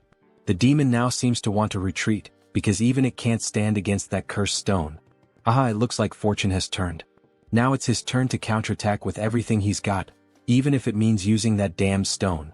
And we see one of the most beautiful scenes so far in this manhwa. He stands in contrast to the red moon, on a night devastated by darkness. Yet there is an intense glow of purple-black light shining from the sacred scripture. At the same time, the bell hanging from his body is clearly visible. The demon is enraged and charges at him, and with that, we witness a brief clash between the two mists, the red and the purple. He is literally using a stone to strike the demon, or at least trying to hit him. But the demon manages to dodge, causing the stone to slam into the ground and leave a hole right in the middle of the courtyard. Go to hell, he will drag the demon to hell here and now, even if it means sacrificing himself. And in a desperate moment, using all his strength, he hurls the stone with the sacred scriptures straight at the demon. But he ends up failing. After all, the monster had hidden itself within the walls. Damn it, he says, frustrated. Can this thing from the dawn even pass through walls? Disappear? Consider yourself lucky for having escaped so quickly. We see the damage he left on the wall while using the stone, and the funniest part is that the stone remains completely intact. Then the old man approaches him with the sword in hand. Young Taoist, here is your sword. My sword fell near your side? Thank you, Master Lu. As he takes the sword, he begins to hear a demonic laugh. It's coming from Master Lu. He has been possessed. Tell me, do I look more like a human or like a god? His appearance has completely changed, with a wicked grin and glowing red eyes. Wait, this isn't good. This Master Lu is a fraud. He shouldn't have taken the sword. His hands are full. Then the old man's hands begin to transform. He now looks like a ghost as he tries to grab him. Penetrating, he manages to sink his claws into his body. The demon got what it wanted, to reach the protagonist's body. Finally, foolish human. Now tell me, Does he look like a human or like a god? But he stays completely calm. After all, this was all part of his plan. There's no way for the demon to escape him now. So he begins ringing the bell in front of the possessed old man. We see several golden scriptures start to appear around the demon, and then, one of the spirits that responds to the bell's call swallows the demon whole. He continues to ring the bell while the monster is devoured by the spirit. Master Lu's face begins to become disfigured, as if it were melting. In the end, only an empty shell is left behind. It's finally over. It turns out the real body of that thing was the shadow on the ground. No wonder cutting its body in half didn't work. Checking the time, it's almost 5 in the morning. At last it's over. The intense glow of the night, with the reddish moon and petals scattered through the wind. Yet he begins to hear a song. The God of Joy sings. The God of Joy smiles. Well-dressed and courteous. Kind and warm. What the hell? This demon still isn't dead. He then rings the bell faster, causing the spirit to devour once again this small remnant left of the demon. However, this time 2 of them appear. The God of Joy dances. The God of Joy enjoys himself. The ink on the red paper is fresh. The God of Joy is angry. The God of Joy is sad. The skull lanterns shine bright like the sea. And more demons begin to appear, each with a different shape. What the hell is this cursed thing? The God of Joy is hungry. The God of Joy is starving. In the left hand are the heart and the liver. In the right hand are the intestines. Is this ever going to end? The protagonist sees a sea of corpses, as if he were witnessing the very vision of hell. The village chief has come to welcome the God of Joy. Then the entire mansion becomes engulfed by demonic power. He has fallen into a trap. We see him as if bound by several spiritual ropes wrapped around his body. Welcome. And his face is beginning to become distorted. No, he must not think of that name. He tries to resist the demon. But something is happening before his eyes, he cannot quite understand what it is. He is trying to pierce his way out of the heavens. He can no longer keep watching. Trembling, he shuts his eyes. Then, a hand begins to emerge at his side. What the hell is this? Where did that hand come from? The hand grabs hold of all the evil and finally manages to shatter the illusion that had been cast until now. Finally, the protagonist begins to see the sun. And suddenly, he realizes that he had been in the chair the whole time. Phew, he was saved. With that hand now, he managed to hold on until dawn. That hand, whose hand was it? He stands up.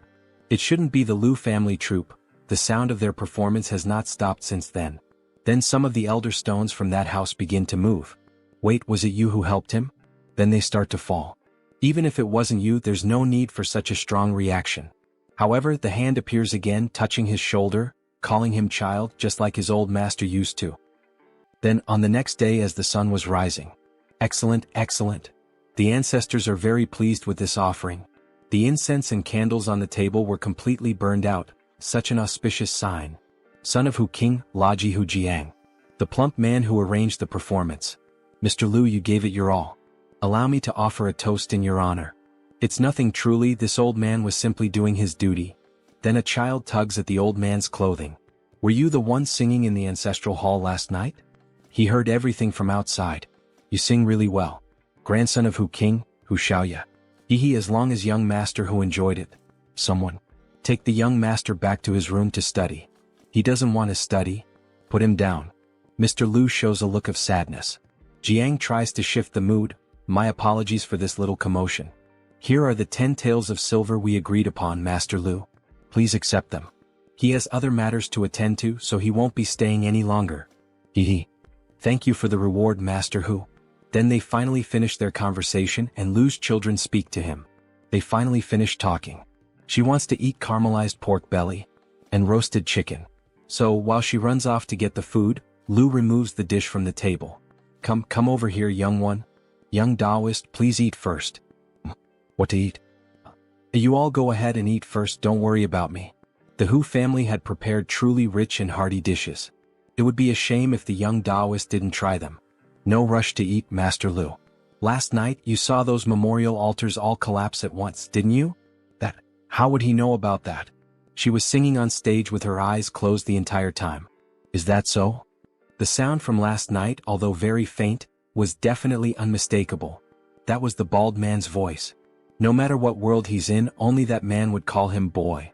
But these collapsed ancestral altars and the vanished God of Joy, none of it makes any sense.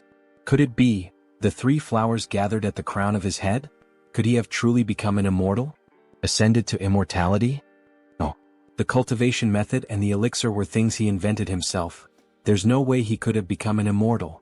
Then what exactly is he now? Young Taoist, what are you thinking about? Now we're all one family. If you have any concerns, just ask. Whether it's true or not, all he can do now is head to the city of Shijing first, and then find the Jingda gate that Scholar Lu mentioned. If Danyangzi really did become an immortal, maybe he'll find something out over there. He's fine, he's just not feeling very hungry. You can go ahead and eat first. Young Taoist, wait. Take some of these dishes with you. He still hasn't given you the agreed 6 taels of silver. Wait a minute, young Taoist. Then night finally falls. Everyone gathers and lights a huge bonfire under the starry sky. As they prepare food and chat, the two of them are up in a very tall tree. Senior Brother Li, where did all this delicious food come from? Last night, did something happen? Then he begins telling her everything that happened. The Hu family's performance, demons appearing during the play, and the strangest part, hearing the voice of the old master. Last night. Well, that's more or less how it all went. We see that the moon is shining brightly tonight. Senior Brother Li, she's truly sorry it was them, useless as we are, who dragged you into this. If it weren't for us, you wouldn't have had to go through so much. This has nothing to do with you. Since that thing was able to reach the ancestral hall of the Hu family, it means it had already set its sights on us long ago. Even if the events of last night hadn't happened, we would have ended up crossing paths sooner or later anyway. And of course, a memory comes of when she saved him. It's truly hard to say who will be the burden in the future. Then he finally takes the initiative and holds her hand. However, reflexively, she pulls her hand away, her face completely red. She finally gathers the courage, takes the initiative, and grabs his hand. At last, our couple takes their first steps toward happiness. The two stay close together in that tree under the moonlight. The next day, everyone starts walking again. Little Lord Taoist, Wuligang isn't far from the city of Jianya. At our pace, it should take about 4 or 5 days to get there. City of Jianya, huh? He remembers that Azoa Wu's home is in Jianya. How are you feeling, Zhao Wu? Happy to be going back home? Oh. What's the point of someone useless like him going back home? He can't lift anything with his hands, can't carry anything on his shoulders. He'd just be another useless mouth to feed, taking up space. Everyone feels sad upon hearing Zhao's words. After all, even though some of them could still use their hands, many had no home or family to return to. They had literally been imprisoned their entire lives by a madman chasing immortality. Who said Zhao Wu is useless? Since we've got free time while walking, he's going to teach you alchemy. You won't need to do any physical labor and can calmly focus on learning something new. Try to remember as much as you can. If nothing else works out, you can still become a traveling doctor and won't go hungry. Alchemy. But how would he even have the means to practice it? Right. Senior Brother Li, he doesn't want to learn alchemy. Would you be willing to teach me how to read instead? He wants to learn how to write and read. Everyone is surprised and also wants to learn how to read. You all want to learn too? Yes. Why does everyone get so excited just at the mention of reading? Little Lord Taoist, do you know how to read too? He knows a little. Why? Do you want to learn as well? Can he learn too? Why not? Everyone who wants to learn can learn. Since all of you want to learn to read, then he's going to start teaching right now. Then the old man comes running back. Father? Why are you here? Weren't you up front with Taoist Li? Shut your mouth. The girl is surprised by her father's reaction. Manhwa, grab all of our dried meat. Okay, let me look. This is all the dried meat we have left, father. Why so little meat? She wanted to save more, but you didn't give her much money. We did earn something from that performance, but most of it went to that Taoist. It was our family that did everything alone. Hey, talk less. You know father doesn't like it when we question his decisions. Father, are we going to eat dried meat tonight? This is my offering prepared for the tribute. Judging by the looks on your faces, even if he explained it, you wouldn't understand. Boy, come with me. When you meet the little Lord Taoist later, do exactly as he tells you. What are we going to do, father? Don't worry about that. The little Lord Taoist is a noble figure. This is for your own good. As long as you follow him, you won't need to perform anymore. Father, he doesn't want me to perform anymore? Then he begins teaching everyone how to write, using the ground itself as a chalkboard or paper. Little Taoist. Leader Lu, did something happen? Yes, something did, Little Lord Taoist, look, Before he could finish his sentence, the old man is interrupted by the child. Chief, wait for him. He came from very far away to perform with them. Young master Hu, what are you doing this far out? Don't joke like that. Hurry and go back so you don't worry your father and the rest of your family. The chubby boy is nearly dying after finally running for a bit. No, he's not going back to that place.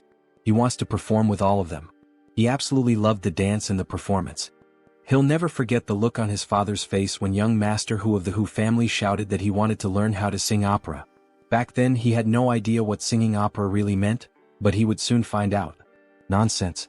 I spent a fortune to hire a tutor to teach you how to read and write. It's bad enough that you don't study properly, and now you want to become an opera singer? Father, not another word. Performing opera is one of the lowest occupations there is. He wants you to rise above, and instead you seek disgrace. Shameful. Then he slaps the boy in the face. Father, he was wrong. He'll study harder. Isn't that enough? No wonder. Every time after a performance, father would never let them interact with the patrons. So that's why. Is that really how the world sees us? Then in the next scene we see the protagonist lost in the forest. Where is this place? Where are Bai Lingmiao and the others? He sees something that catches his attention. Light. He better take a look. He sees 3 red figures in the middle of the darkness. Sorry to bother you. Did you see, son? Huowang? Senior brother Li? The 3 most important women in his life appear. Thank God it's you. Wait, something's wrong. How could Yang Na and his mother be there together with Bai Lingmiao? No, there's something strange about this. He can't move forward. No, he can't stop either. His limbs won't obey him. Then a hand appears behind him, helping him move. Excellent, excellent. Very good. The medicinal manual was also brought. My son, let's ascend to immortality together. We see a giant eye staring straight at the protagonist, resembling his former master. Open your eyes now. Then he finally wakes up as if from a nightmare. Senior brother Li. What happened? Senior brother Li, did you have another nightmare? A dream. Just a dream. You must be hungry, senior brother Li. She has some buns here. Would you like to eat? We don't have any more money, do we? Where did you get the money to buy the buns? How about that? She sold her gold bracelet. Gold bracelet? Then he remembers, it was the first contact he had with her. Hadn't he given it to Yang Na? No, Yang Na doesn't exist. In the end he gave it back to Bai Lingmiao again. Senior brother Li, you've been carrying this burden alone for far too long. There's nothing more I can do. So, this is the only way she can help. She had already helped a lot over the past few months, whether by supporting him or assisting with the escape plan. As soon as everything is settled, he's going to buy her an even bigger gold bracelet. She gets shy at his words. After all, it sounded like a future marriage proposal. Alright, she'll be waiting for him. Then they finally arrive in the city. Jianya Town. A vast center full of people, merchants, and large structures. Master Lu, that sect in Shijing you mentioned earlier. Aside from the reputation of granting children, what else do you know about that place? He's never even set foot in there. But if he had to guess, it's probably just an old master with a bunch of novice monks reciting scriptures. Senior brother Li, aren't we going to stay in Jianya for a few more days? No, we're not. The final wishes were all entrusted to Zhao Wu, who is on his way back home. He'll ask an escort agency to deliver them everywhere. Staying here wouldn't bring us any benefit. Then, in that same place they see Zhao Wu sitting with a stranger. Senior brother Li, he didn't go home. Zhao Wu? Why the hell did he come back again? For what reason? His father thought he was a useless cripple. A long time ago he told Zhao Wu that maybe he hadn't been kidnapped. Maybe his own father had sold him. Qingfeng Temple, Chun Xiaoman. He's completely covered in hair like an animal. Not even a tiger eats its own cubs. He's imagining his father as someone far too cruel. He was the one sold by his own parents. For just 2 taels of silver. They sold him like cattle, and didn't look back even once. So in the end, it's senior brother Li who is too kind. You know what? A tiger won't eat its cubs, but some people are far crueler than tigers. Xiaoman, calm down, Xiaoman. Hey, so, Chun Xiaoman, do you still want to go back home? Of course he does. He wants to make them pay for what they did. And you, Zhao Wu? What's your plan? He wants to keep traveling with all of you. Alright then, in that case, let's all eat. Shopkeeper, take our order. He's starving. Coming right away, dear guest. Let's take a break. After we eat, we'll buy whatever we need for the journey. Alright. Young Taoist, please come down and rest for a bit. There are still some buns left, please eat something. This old man will take watch in your place. Anything unusual in the camp? Nothing particularly special. Except that De Gur went into the forest a long while ago, and still hasn't come back. Should we send Xiucai and Juren to go look for him? Just take over the watch, Master Lu. He'll go find his man himself. No need to trouble you with that. Yes, yes. Then please be careful, young Taoist. So he heads out in search of Degur. Idiot, you out here, idiot? Strange, what is that idiot doing here? Could he have come all the way here alone? Then he notices a man near a stone. Wait, who's that? Is that him, the idiot? Michuofo. It's a random man in monk robes, eating some kind of offering. Did you come here for something? Michuofo? Are you a disciple of the Vajra sect? Indeed, it's true, he is a disciple of the Vajra sect. This guy seems suspicious. Would it be alright to ask where his master cultivates and which enlightened one he venerates? He doesn't have a fixed place to cultivate, but he heard there's a monastery to the north that offers food, so he's heading there. As for the enlightened one he mentioned, are there actually multiple enlightened ones? It's rare to find a disciple of the Vajra sect so lacking in cruelty in this world. Forget it. Whether he's lying or not, he still advises him not to eat the offerings meant for the dead. Hey, how can you accuse me of lying? Hinvi entered the Vajra sect. Disciples of the Vajra sect cannot lie. All you know is chanting Amichuofo. You don't even know which world equals honored one he believes in. What kind of disciple is that? The disciple is confused by the protagonist's comment. Then tell me, what should a disciple of the Vajra sect be like? Taylor Wang said that disciples of the Vajra sect shouldn't marry, so he won't marry. Shopkeeper Lu said they shouldn't eat meat, so he doesn't eat meat. He saw other disciples chanting Amichuofo, so he just followed along and started chanting Amichuofo as well. He begins giving several explanations, but the protagonist couldn't care less. Until finally the lost idiot shows up. Senior Brother Li. In the forest, there's rice. Wild rice. What wild rice? That's a funeral offering. He actually had the audacity to eat that? Is he tired of living? Then he punches the idiot in the stomach. That's enough, he's already wasted too much time searching for him in the forest. Let's go back now. Meanwhile, the disciple remained silent, deep in thought. He did everything they told him to do, everything. So why isn't he considered a disciple of the Vajra sect? Then they return and rejoin the group on the road. More and more people on the road. Looks like we're getting close to Shijing City. Not far now, young Taoist. Just another 10 days or so. But even so, having so many people on the road isn't necessarily a good thing. More people isn't a good thing? The more people there are on the road, the more they become like a herd of fat sheep. And when sheep gather in a herd, that attracts. Bandits are coming. Run for your lives. These sheep really are fat this time. Master Lu was right again, here they come. Keep moving forward. However, when he looks back, young Taoist, we'll wait for you in that forest over there. We're going ahead. The old man was already out in front, running for his life. Damn it, don't let those sheep into the forest. We can't fight properly on horseback in there. Kill them all right here on the road.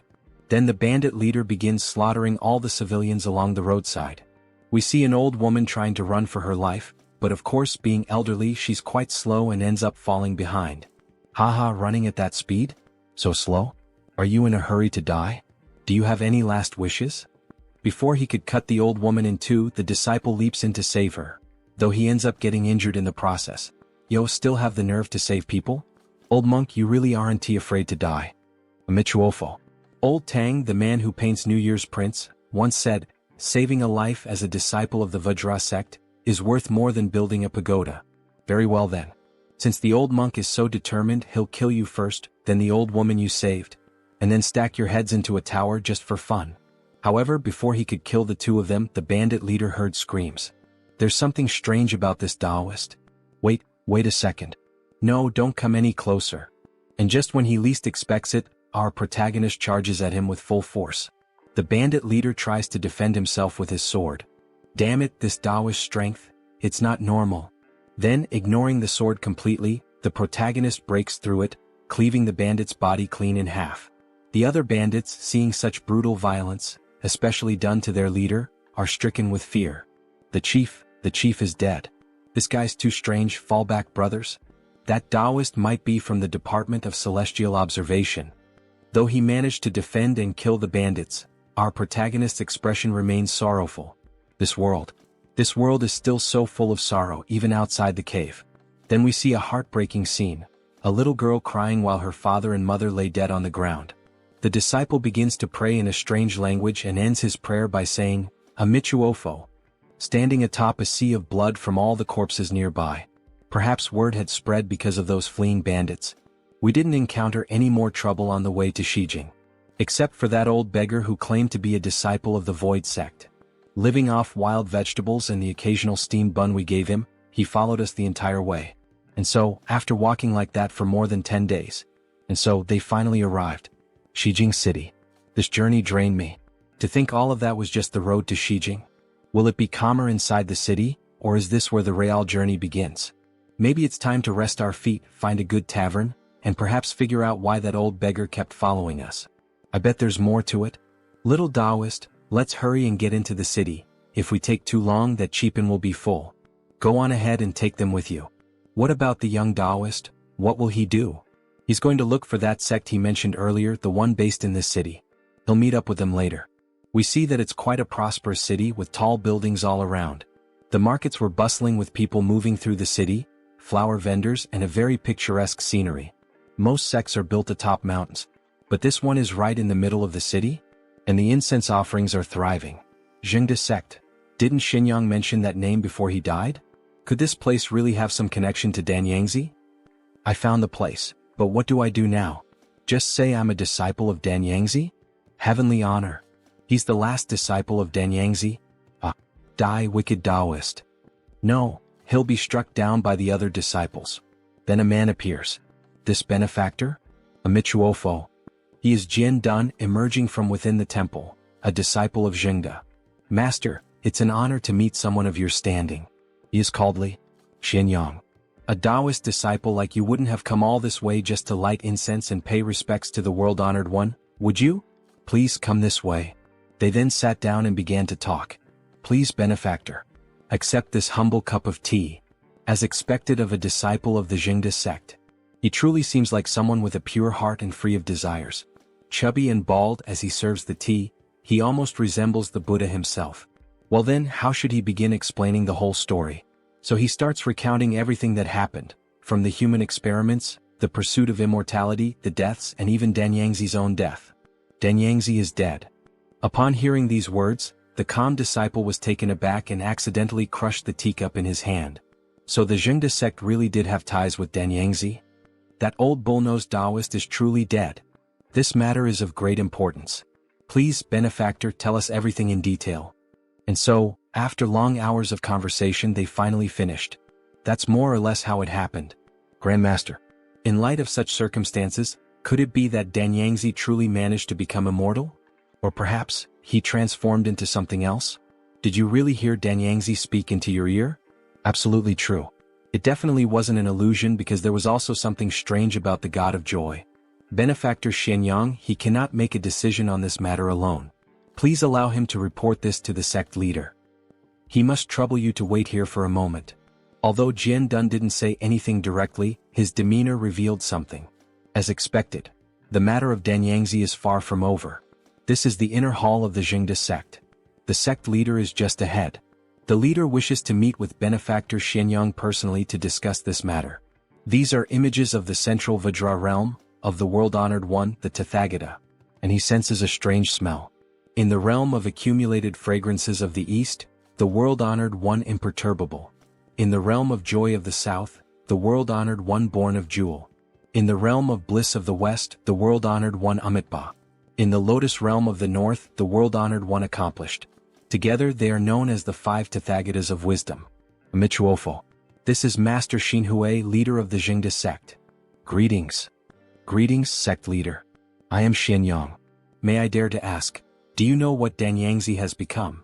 Benefactor, what matters is not what he is, but what you believe he is. Tiske. This sect leader is speaking in riddles again. So Danyangzi really did ascend to immortality? Michuofo. If you believe he became immortal, then he became immortal. Danyangzi's karmic thread was planted in you at that very moment. He feels as if that old man is still inside him somehow. Wait, don't panic. Maybe it's not what you think. Sect leader, did the Zhengde sect have some old grudges against Danyangzi? Correct. He went around abducting and killing, throwing the world into chaos. We dispatched disciples to apprehend him, but he escaped time and time again. Regardless of what Danyangzi has become now. Since he remains our adversary, leaving him in a state of limbo is not a solution. Sect leader, do you have any means to resolve Danyangzi once and for all? The leader thinks deeply before answering. Come closer, he needs to view it from another perspective. However, the protagonist takes a step back. Benefactor Shenyang, if you still suspect that we intend to harm you, then you should not have stepped into this hall in the first place. Very well. He's willing to give it a try. Just as he finishes speaking, the old man steps forward and touches his forehead. He is then split into two as if the old man had pulled out his soul, or perhaps his spirit. We see a blue shadow being drawn out. He truly feels something strange within his body, even his vision has been affected somehow. Is it over? He asks. And that's where chapter 43 ends. However, here are some spoilers. The old man begins to transform into something strange. An eye starts to grow from the back of his head. He desired this form. He desires it no more. He desires it no more. Open your eyes. As emotions arise, so too should understanding. This sect leader does indeed possess some unique spiritual abilities from the Buddhist path. Benefactor Shenyang, he now fully understands the situation. This matter holds great importance. He must consult with the other elders to determine the proper course of action. You may remain within the sect temporarily. Tomorrow we will give our response. He has a friend waiting outside. If he doesn't return, they'll grow concerned. Whether to stay or leave, it is up to you to decide. The gate of the Jingda sect will open again at dawn. Benefactor Shenyang, he also knows that unless this issue is resolved, it will remain a great threat, both to you and to all beings under the heavens. The protagonist remains silent for a while, then decides to leave the temple that night. This form is not me. If it were truly me, this form would not suffer from affliction or desire. Benefactor Shenyang, please. I desire this form. I no longer desire it. I no longer desire it. As emotions arise, let understanding arise as well. He notices something strange about the old man. Perhaps he just saw it wrong. After returning to the inn, he ordered everyone to disperse and begin inquiring about the Jingda sect. Since this involves Danyangzi, he must act with caution. There's intense activity along the main street leading to the temple. Senior Brother Li, he found something. This gate of Jingda belongs to the largest Buddhist temple in the entire city of Shijing and is the most popular place of worship. He nods. It's said that even people from the palace go to the Jingda sect to worship the world-honored one, and if you're lucky you might even catch a glimpse of the emperor. We've heard that the disciples of the Jingda sect are very devoted and strictly follow the precepts. Apparently, a disciple once secretly ate meat and was immediately expelled. Senior Brother, he had us inquire everywhere about the Jingda sect. Is something going on? He can't let them know that Danyangzi might still be alive. He doesn't want to frighten or worry them. No, it's nothing. Thank you for your efforts. Everyone take a few days to rest. He will make another visit to the Jingda sect. From the looks of it, the Jingda sect appears normal. He has no reason to refuse the sect leader's offer. The girl grows concerned, sensing that he is hiding something. The next day he returns to the temple. What does it mean to calm the mind? We intend to hold a grand universal ceremony to transcend Danyangzi. But before we can begin, we must first address your affliction of mental agitation, Benefactor Shenyang. Affliction? No, he is not ill, he shouts. The other two merely watch him. Sect leader, how can he calm his mind? This scripture, all 5 aggregates are empty, take it with you. Recite it 3 times a day, in the morning, at noon, and at night. Will mere recitation truly be enough to calm the mind? No cultivation method? No herbal prescription either? Just reciting? Benefactor Shenyang, remain here in this temple for now. All this rushing back and forth inconveniences both you and us. Very well. A few days later. Life has reached its end, the pure path has been established. What needed to be done has been done, and there will be no further rebirths. In teaching this Dharma, 5 bhikkhus and others accept it with faith and practice it faithfully. Then the book drops onto his face as if he had dozed off. He hadn't expected that reciting this scripture would actually help. Over the past few days, his sleep has improved significantly. As soon as Danyangzi is resolved, he will seek out the Black Taisui. If he can stabilize his condition, he will be able to live steadily in this world. Then he starts to get up from the bed and notices that there was a shadow near his room. So he decides to peek outside the room to see what is happening. A disciple of the Jingda sect. Is he spying on me? He really wants to see what this Jingda sect is plotting. Then the disciple enters a room, however he can't follow like this. With a sudden bright idea, he decides to poke a hole in the wall with his finger to check what is going on. This also appears to be a hall of the world-honored one. World-honored one, compassionate and merciful, please bless me with a child. If she still cannot bear a son, her husband will sell me. A woman? Coming so late to pray to the world-honored one? Yet something shocking happens. Disturbing scenes follow. Sensitive readers may wish to skip ahead. A man approaches her from behind with a blindfold, ties it on, and leaves her completely sightless. Then several other disciples arrive, stripping away her clothes to begin the ritual for conceiving a child. So this is the miraculous truth behind those petitions for offspring? Wait a moment, has he been discovered? The man beckons him closer. He knows what you're thinking, benefactor. You must be assuming that the disciples of the Jingda sect have no moral discipline, correct? Yet have you considered why these devotees come so late at night to worship the world-honored one? Some long for children, so we give them children. The Jingda sect is doing good deeds. Our good deeds are quite broad, are they not? You don't need to explain all that to him. He can't dictate what you do. He only hopes the grand ceremony of universal salvation meets no obstacles. In truth, he was a Taoist before entering the monastic life. Whether Taoist or Buddhist, in the end, all paths are the same. So, benefactor, do you look down on the Buddhist way? He exhales, weary, and says, "This place is filthy. Isn't there a single clean corner anywhere around here?" The next day, benefactor Shenyang, the grand ceremony of universal salvation will begin in a few days. The preparations have been extremely costly, so please avoid wandering around. Very well. Go back and tell the old sect leader that I already know. Amit Ba. The sect leader sent that message on purpose to stop me from roaming about. He's afraid I'll uncover the filth within the sect.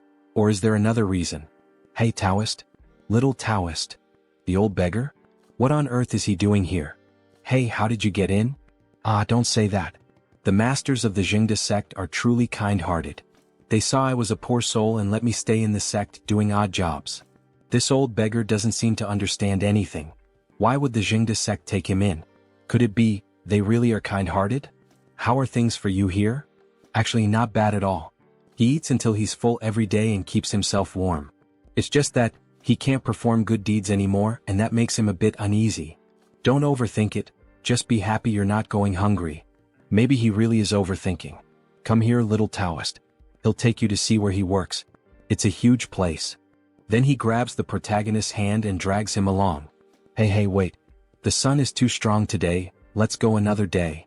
What the hell is this? His strength is unbelievable. While being pulled, he feels as if his body is sinking into the earth, as though something is tugging at his very soul. Come on. You won't regret it after seeing it.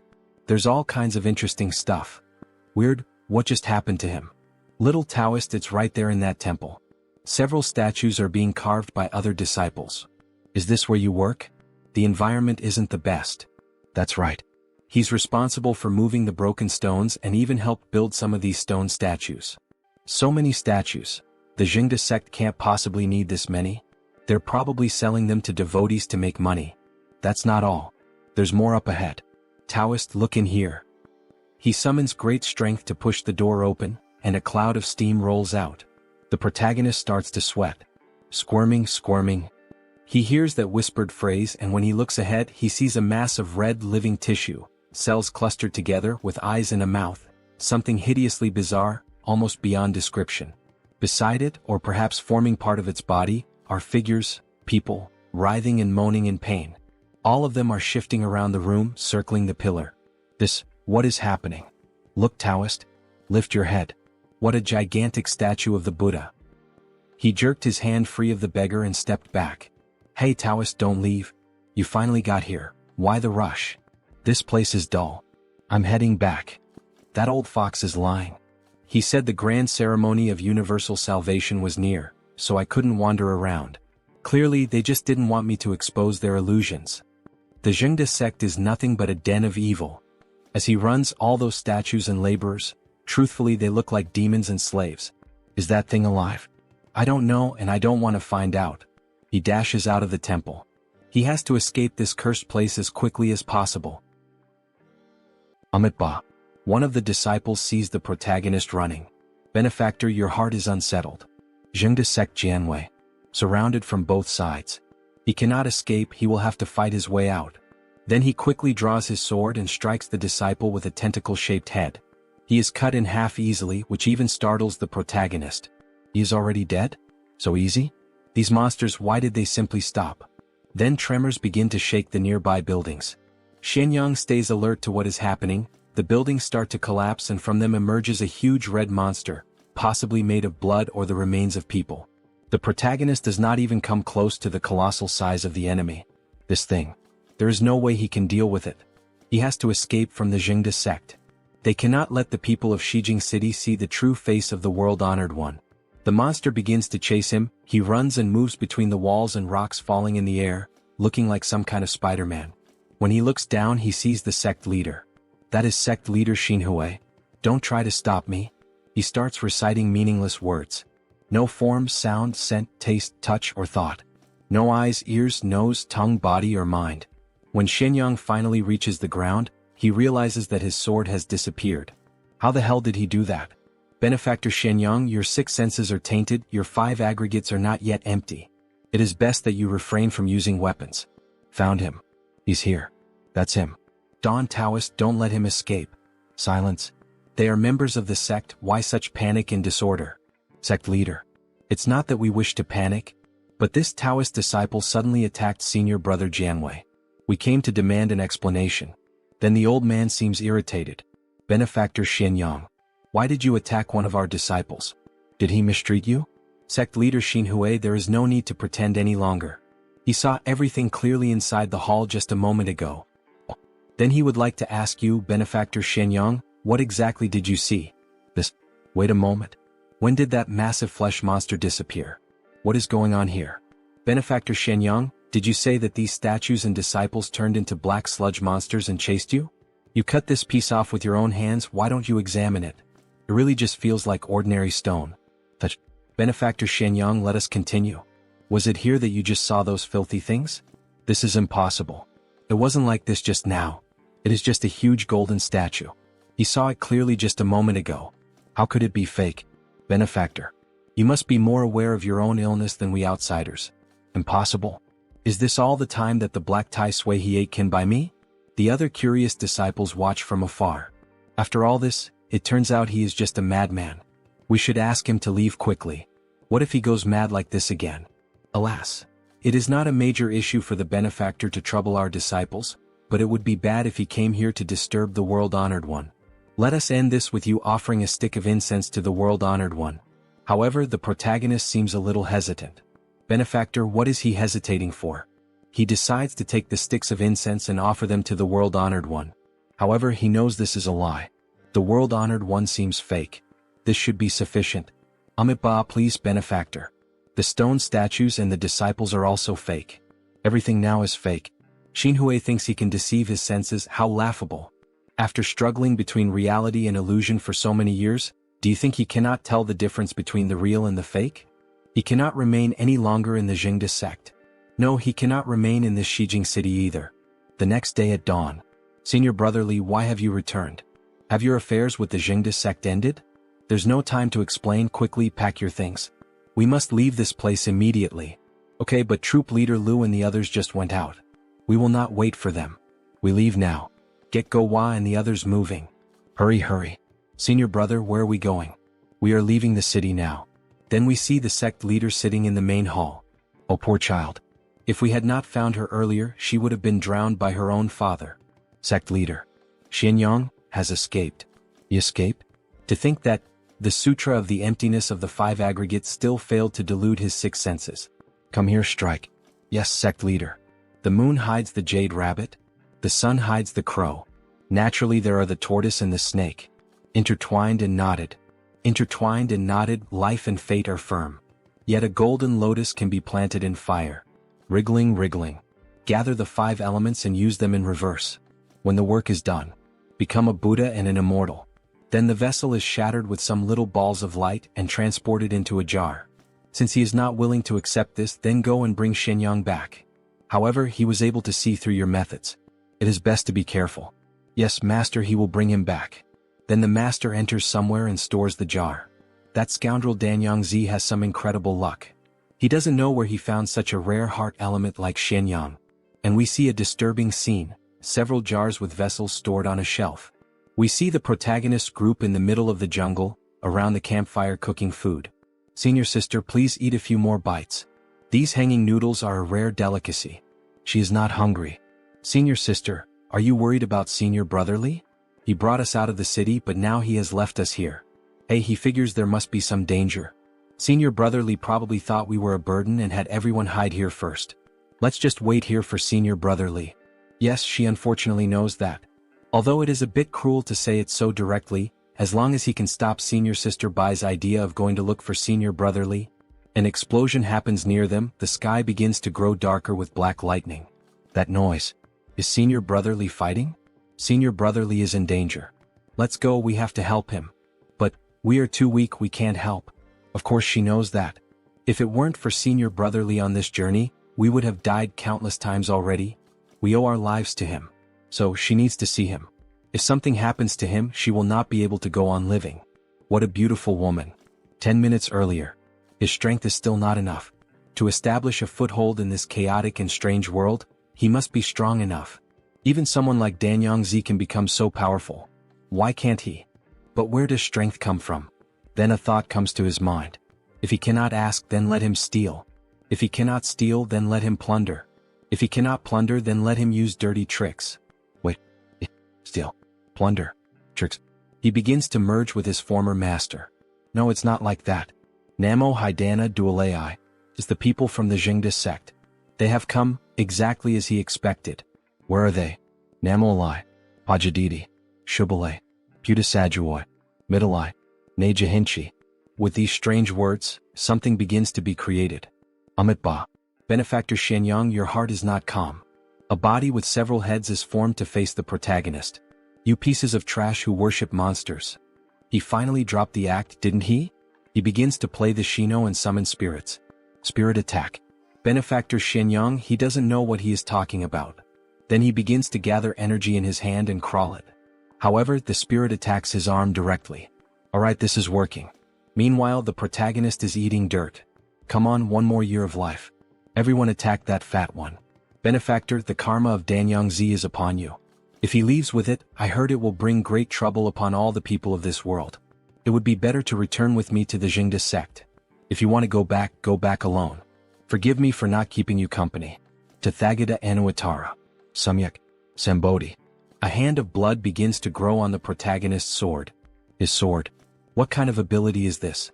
Then he throws it away. This is not good, even Master Yu is affected. Growth. Then he grabs the two spirits and explodes them at the same time. An ability that creates flesh and blood? Wriggling, this is trouble.